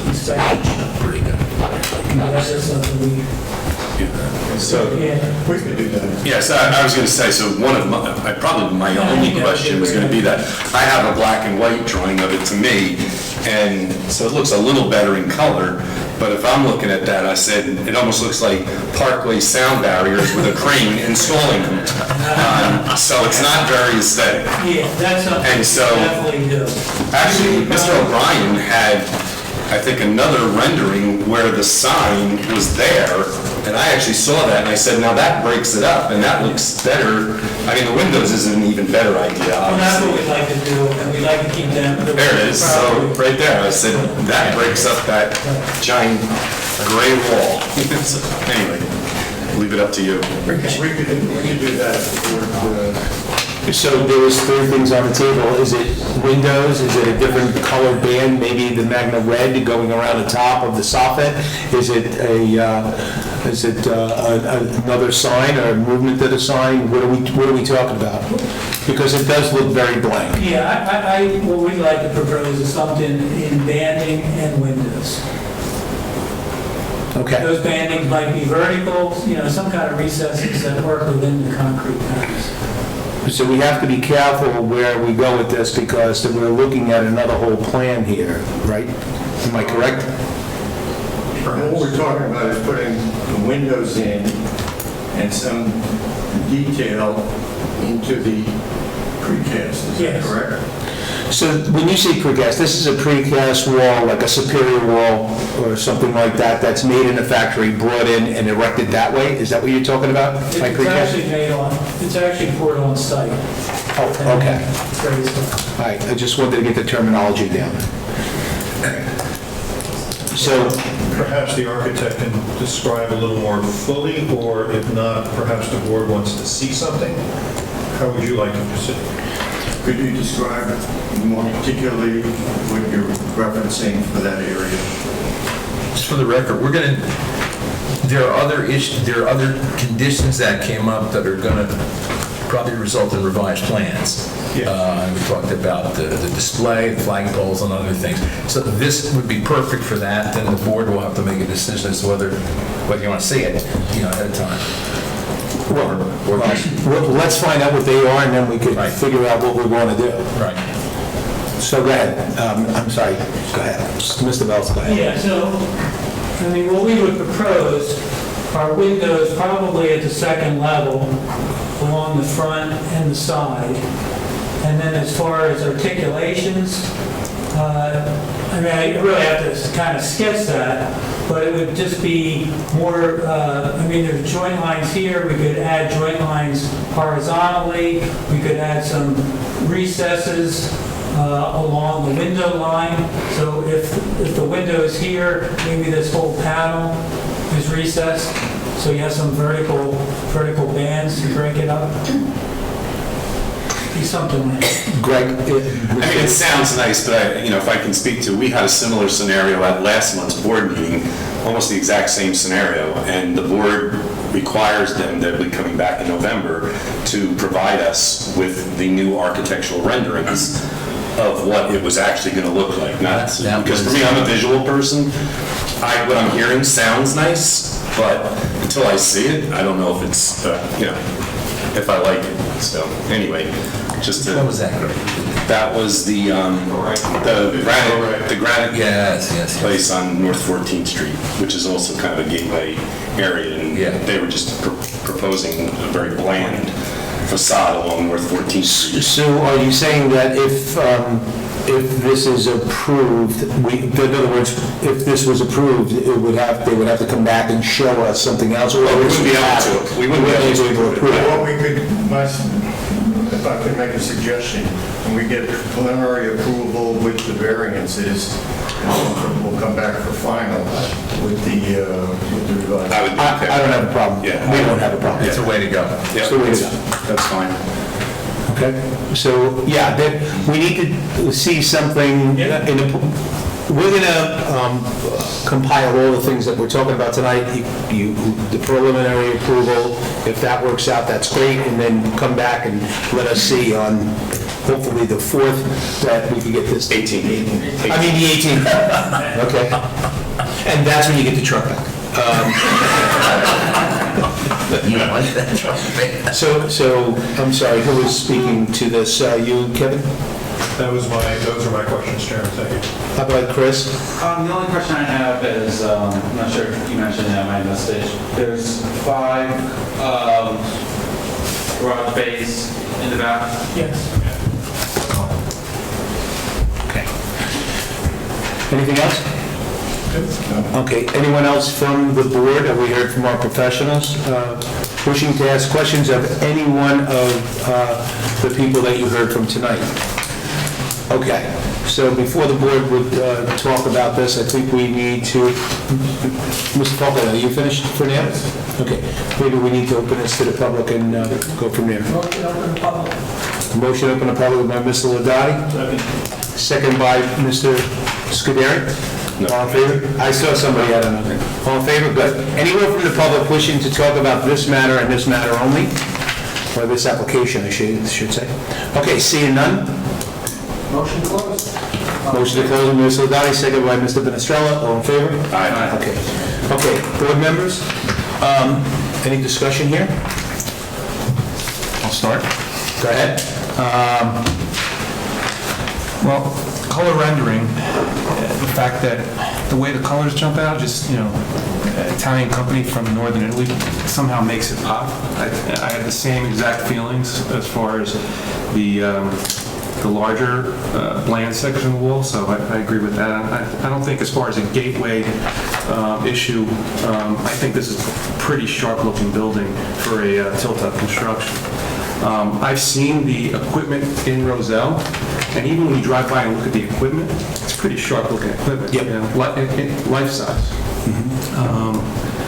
And so I'm not opposed to the display equipment. I think we should be clear about how we're dressing that area up, though, because I think Mr. Lavalley had mentioned maybe some signage on there, but we want to be careful about that. But dressing it up with some landscaping is a good idea, or some, whatever they, I guess, want to propose, I would just be careful with that, so it doesn't, become an issue down the road. I think as far as the use, it's a pretty low impact, even in terms of traffic, based on just the volume that Mr. Ravelli testified to. So I'm all for that compared to the previous uses and also other potential future uses. So 15 to 25 employees, the rate of new product coming in, I'm good with all that. And as long as all the engineering products that Mr. Lanzafama proposed work, as far as the impervious, I think it's a pretty good idea. So I'm all for it. Okay. Anyone else? Okay, I have some comments as well. It's somewhat refreshing when you have a good team of professionals that come and present. And Mr. Lanzafama, especially when you take the time to push the wall back to make sure that you're not asking for the piece of equipment to be sticking out in the front setback, but you sacrificed the square footage space and said, this is going to be our display, and that 5,000 square feet could have been 7,500 square feet had you not done that.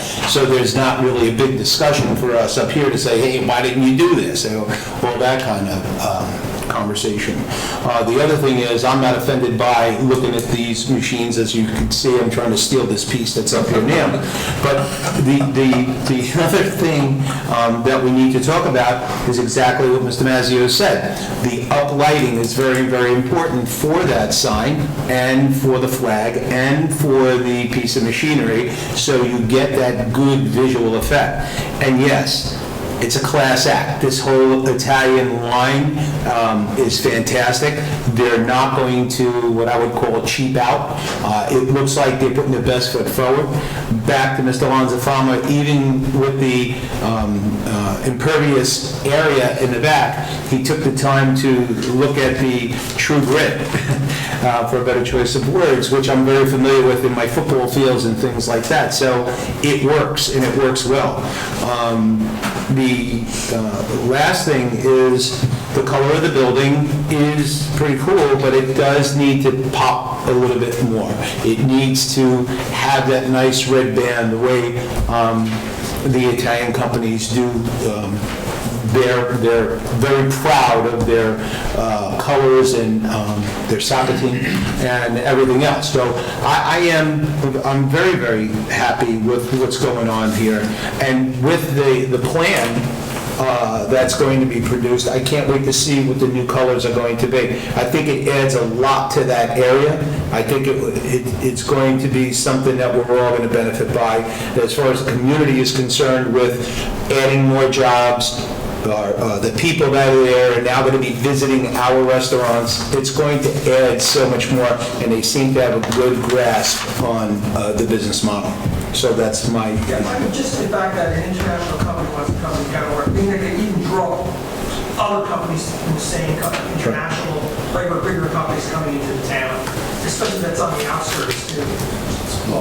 And even the workforce, as far as the technical people in the back are going to have to be fairly, higher type standards and office staff, so I think overall it's good. Yep, I agree. Anyone else? So because there's a litany of let's call them conditions or new things that need to be done, I don't know which one of you or both, Mr. Rego or Kevin, has them, so we could put this before the board with that proper nomenclature. Yeah. Has that. Let me just shotgun out what I have. Before you do that, Yes. may I ask a last question, Mr. Falco, which I missed in my going back and forth here? Because this is part of the Gateway Overlay District, the master plan does talk about Gateway Cs, and I made a mention, but it wasn't really very specific in my report, as I'm looking now. But at a gateway, things such as welcome signs are typically proposed. There is one across the street at the McDonald's, for instance. Would Magny be interested in putting up a welcome to Kenilworth sign on their side of North Michigan? So would that be a welcome to Kenilworth sign, neon type of sign that flashes, that says welcome to Kenilworth? The little model. Okay. If the applicant... You what? No, I just thought that'd be take work for the whole aesthetic, right? I'm not sure. If the board wants it, as long as it doesn't interfere with any of the truck ingress and egress, we would do it if you think it necessary. Yeah, I mean, in my mind, it would have to say leaving Kenilworth, right? Yeah. Because Well, if you're on the... southbound on North Michigan into Kenilworth, it would be low.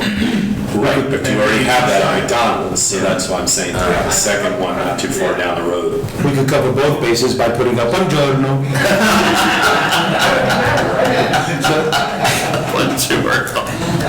So I don't know. I don't know if that's so essential at this point. But that's just me. Anyone else? Another opportunity to put the borough's name out. So what is it? Put the borough's name out there. Is anybody going to know this place is in Kenilworth? They're going to think it's in the Union. Okay, all right, that's a different light. That's a different light. Does the McDonald's say welcome to Kenilworth? It does. Yeah. We actually required them to Yeah. install that. That is a different light. And they're only partially in Kenworth. That's true. They agreed to a suggestion. Yes, that's true. If we love it, although they're paying for it, we want to own it. So, you know, it's important that they know that this is another great thing that may happen here in Kenilworth. So we have to figure something out. Why don't the architect and the engineer and Mr. Walter Farmer and yourself come up with something, show it to us on a plan, and that would be wonderful. Would it have to be similar to the one that's up by McDonald's? No, you don't have to make 92 million a year. But it's got to be, it's Similar throughout the borough. Yeah. Okay. Standard But model. we have to be careful then, because the motif is going to conflict with what they're doing. So we have to be very, very careful, because that's going to look out of place. Would the board be interested in perhaps the Magni sign being raised and underneath it says Kenilworth, New Jersey? That's up to, yeah, that Just a makes suggestion. They wouldn't do that. No, we would prefer not to do that. They have time to think. I mean, I would suggest if you want to have them kind of architect draw something up, like what it's going to look like, and then they decide when we're going to get that final approval. yes, Because I'm not 100% behind that, to be honest. I agree, and I am, yes, Nick? You have to watch where you put that sign too, because they have pretty wide side triangles coming off of both driveways. Yeah. And then you're gonna have to get the county involved, because it's more than likely gonna be right away, unless it's on the property line. There's so much confusion down there too, Nick, with the people thinking that that's Union. No, I hear you, but I'm just- We need to see something Kenilworth on there. Well, Mr. Chairman, if I can suggest, does any board member feel strongly that there should be something there? Or should be, or should? Should. I mean, if we're all kind of indifferent to it, then I don't really We see a scrap reason. it. Right, exactly. But, so McDonald's says, welcome to Kenilworth? Yeah. It's the standard sign like you find. Right, if you were at any end of the boulevard, or, you know, South 21st Street, wherever you come into the borough, it is a standard sign, but it's blue, actually, so. Well, what about if we did a sign, for example, perpendicular to the street, it said Magni, Kenilworth, New Jersey? Kind of works. Yeah. Kind of works. I think that works. Only if it's in the red. And it would be the same motif as, We have the building number to that? And actually, that's the headquarters too, right? you could add a building number. Okay, number to that? You could put it to paper, pen to paper, and we can look at it Yeah, let's see what it looks like. next meeting, you know, because that could be, if you want to show it separately or on the Let's plans. see what it looks like for the final result. Okay. So I interrupt Mr. Rego, who was going to do.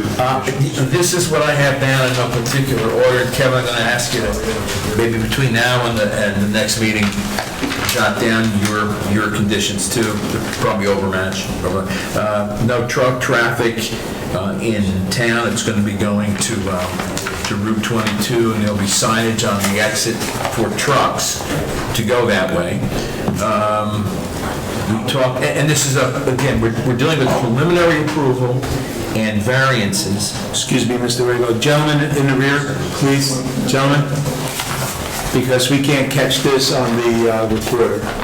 Thank you. Yeah, it's preliminary approval, which gives them protections, and variances, in fact, I should have started this way, relating to the storage of the machines outside in the rear, the outdoor display of the machines, which I think it was suggested that be spruced up a little bit, and you can put that on the revised plans, so it doesn't look like someone just dumped a machine there, you know, the one up front. Third and fourth, Kevin, you may have to clarify, I'll have use of the permeable gravel pavement, and then I have the true grid grass surface for 25 parking spaces. Are they separate? Yes. Okay, all right, so we have that. We're going to talk about the front elevation is going to be massaged. It's going to be, there's some colors, there's some windows.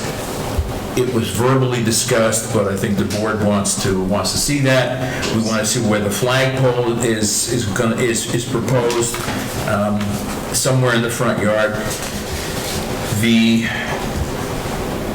ground, they asked for ground lighting of the sign, so that the board will have to determine, is that permitted, Kevin, or ground mounted? What it would have to show on the plans. Yes. Just as long as the lighting didn't spill over. That's for the sign, the flag, and the piece of machinery. Right? Yeah. You got a flag, you need a light. Right, okay.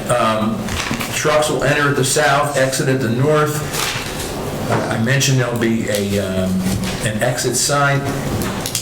They're going to provide, the applicant will provide a maintenance manual for the detention system, which I think will wind up in Chris's office somewhere. Soil logs are going to be provided. Cost estimates for bonding. Plans will be revised. Rich, I think you talked about a crosswalk, striped area in the front of the building or the rear? Well, it depends upon where they're getting out of their cars, and it should be a crosswalk that gets them to that location, and that's the way they go Both in. in the back and the front? I would say both. Okay. South side to start with. Home side. And we also need to show on the site plan that sidewalk detail, because I did not realize that was a sidewalk proposed back there, or along the side, excuse me. What are you saying? On the south side, Mr. Lanzafama says there's a sidewalk there. I didn't. Along the building. It's not delineated along the building on the site plan. So show that and crosswalk. And Chairman, you wanted a crosswalk in the back as well? Yeah, I think it's necessary. Where the employees parked? Some of the employees, yeah. Oh, okay. Again, a little bit more detail on the facade, how it's going to be softened in terms of windows and banding.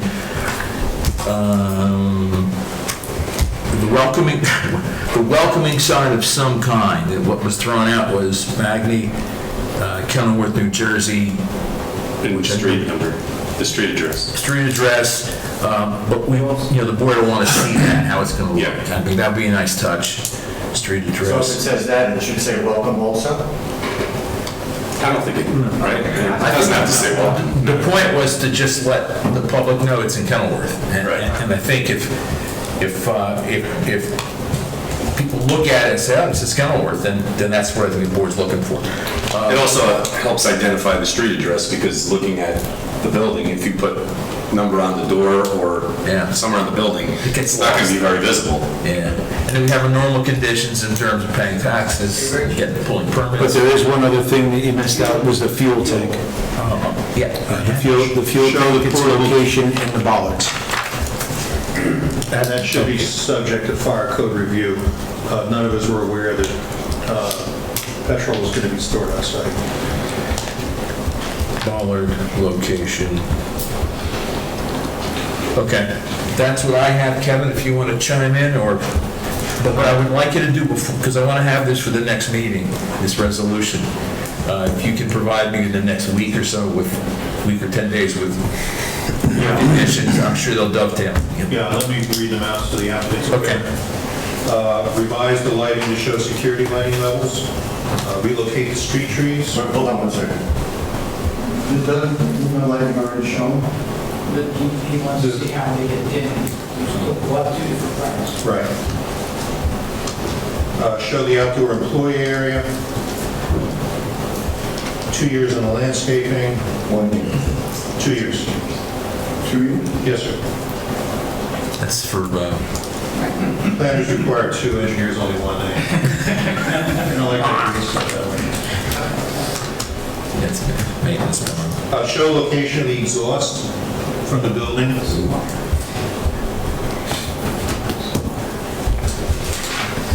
And that's all I've done. In addition to what he said. I have two other things. DOT approval if they encroach onto that former railroad, whether it's DOT approval if they encroach onto the State right away. property. DOT approval for, If they encroach on the state right of way. And structural calculations for the bin block walls. structural. Been blocked. That's it, that's how it was shown. All right. DOT approval, if they encroach. Okay. So that's what we have as far as conditions, and if the board's comfortable with that, we would, again, this is not final approval, it's preliminary, variances, and then they'll come back at the next meeting, show us the compliance with all this to revised plans, and if we're happy, we will vote again on the final, and then we will memorialize that by resolution as well. Mr. Falco, would you be ready on the 18th? Yes. The plans and everything? Yes. We need them 2 weeks out so everybody can look at them. That would be the 4th. Yes. So everything, yes, Mr. Just a question on that, I mean, the board didn't really seem 100% behind the sign, the welcome sign, or the address sign, so that's not gonna be if we decide it doesn't look right, or it's not, we can just... We can take on or off anything that we We can do final, and there may be a condition or two on that. Okay. Either delete something or modify something else, so, but this is the first big bite of the apple. So if we get through this, then we're on our way. Mr. Falcon, you heard everything that Kevin and Mr. Rego talked about tonight, and is there anything you want to add to that? No. You sure? I thought you wanted to put some more stuff. Frazier. How about Mr. Frazier? Okay, so let's see if we can vote on that. He keeps that. Yeah, we're not getting that until the 18th. I'm looking for the exhibit. Is anyone around? Good luck. Good luck. No. Listen, this, 9 more next month. I would like to try to have someone make a motion based on what our two professionals just said. Do we need to reiterate them, Mr. Vice Chairman? Yeah, you gotta ask the rest of the board. Well, for me. Yeah, not for me. Does everyone understand what he just read as far as the board, everyone that was brought here by Mr. Falcon tonight? Everybody is okay with that? Because we would like to go into having a motion to... Yeah, something might have slipped through the cracks, but probably not, and we can always clarify it at the next meeting. We need someone to make a motion. I'll make a motion for preliminary approval for application 388621 with all the recommendations from the experts in our professionals. Second. Very good. Motion made. Preliminary and variances. Right. Yes. Motion was made by Mr. Ladati, I think second by Mr. Finestrella. And now roll call, please. Mr. Paterno? Yes. Mr. Finestrella? Yes. Mr. David? Yes. Mr. Clementi? Yes. Mr. Pantina? Yes. Mr. Mazzio? Yes. Mr. Ladowdy? Yes. Mr. Colella? Yes. And Mr. Scuderi? Yes. Congratulations, gentlemen. Welcome to Kenilworth. So far, you're 75% in. Good job. Okay. It's like he has an Italian board. Who wants to take this back? Can you pass this over? Inside? Yeah, let's get these. Okay. Those you gotta keep. You're making a mistake. Keep those. You're making a mistake. The chairman's not happy. I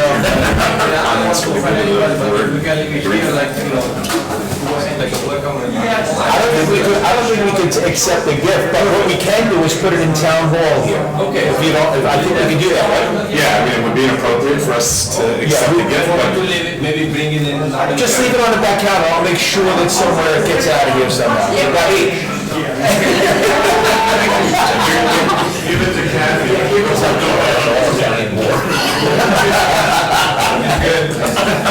I'll make sure we're in.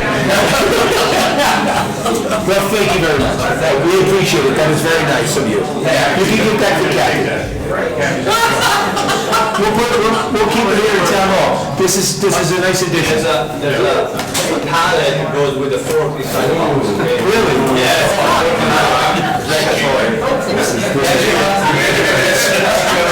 Thank you very much. Mr. Falcon, thank you for you and your team. I think you guys did a fantastic job. Mr. Venestrella, we're not done. We have Yeah, I two more was just things going to to do. say, Mr. Chairman, we are still in session. We are still in session. Let's move it along. So gentlemen, if you could kind of, when you're exiting, be a little bit quiet, we just have to do two more things, okay? So, we now have some comments for the good of the board. Anyone here have any comments for the good of the board? So you know I do, because we talked about this and I'll make it brief, Mr. David, but it's very, very important. The comments for the good of the board are just this.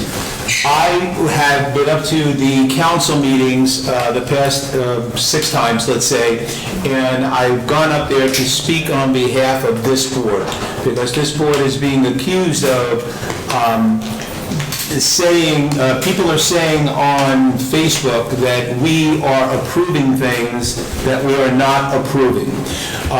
For instance, the house that is next to the school, it's being said that this board approved a 4-family residence with a commercial unit down below.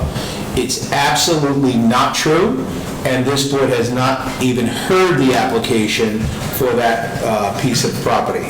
While I was there, our council liaison, Mr. Venestrella, was there as well, and I solidified that by asking him the question if we ever had that before us, and his answer as well was no. So there are things being said in this town that are not true. I'm asking each and every board member, anybody that's in the audience that is hearing this, gentlemen, that is hearing this, to please put a stop to it immediately. Okay? That's number 1. Number 2, there are some issues going on at the Kenilworth Market, that the Kenilworth Market is running a couple of businesses out of there that is just not selling meat and produce. They have a U-Haul business and a driving school business. What that does is impacts the parking that's in the back of those areas.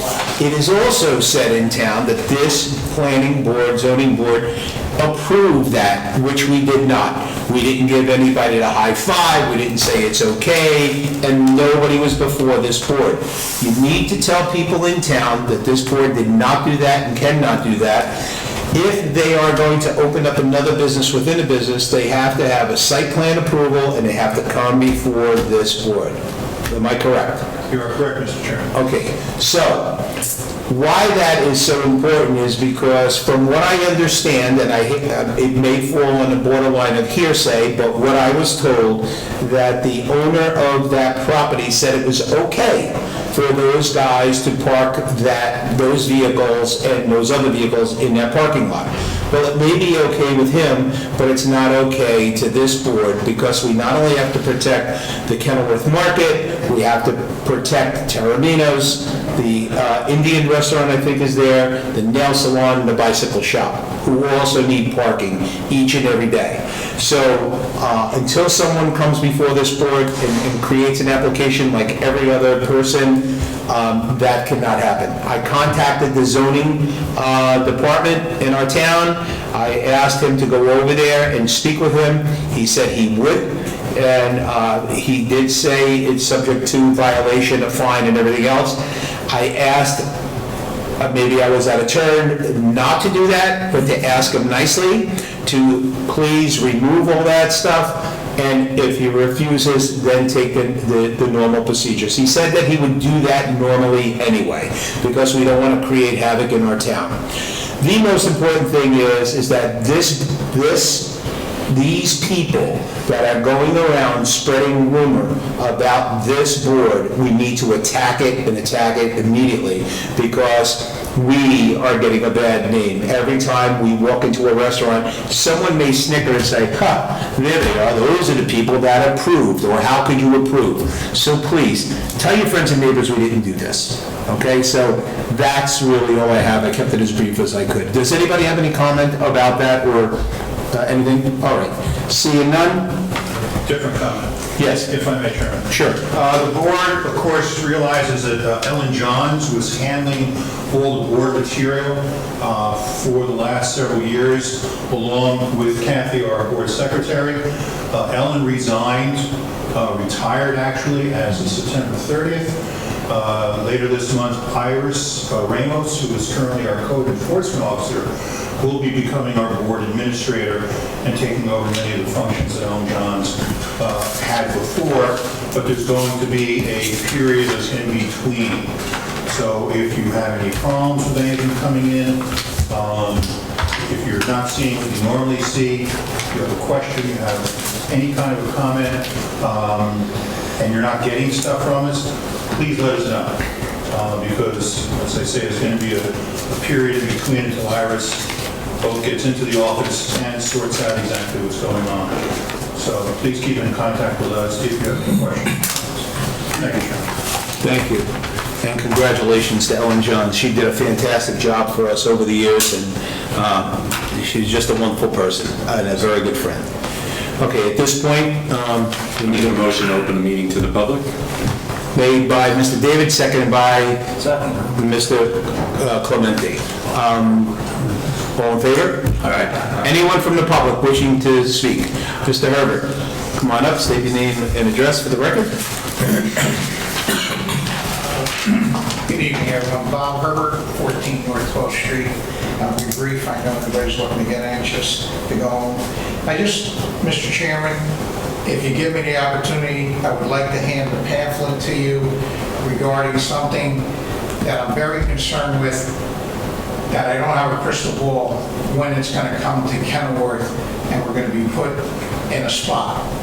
And I brought this up about 6 months ago, and some people felt it can't happen. Well, it is happening in states already. Legislation has passed bills. And what that is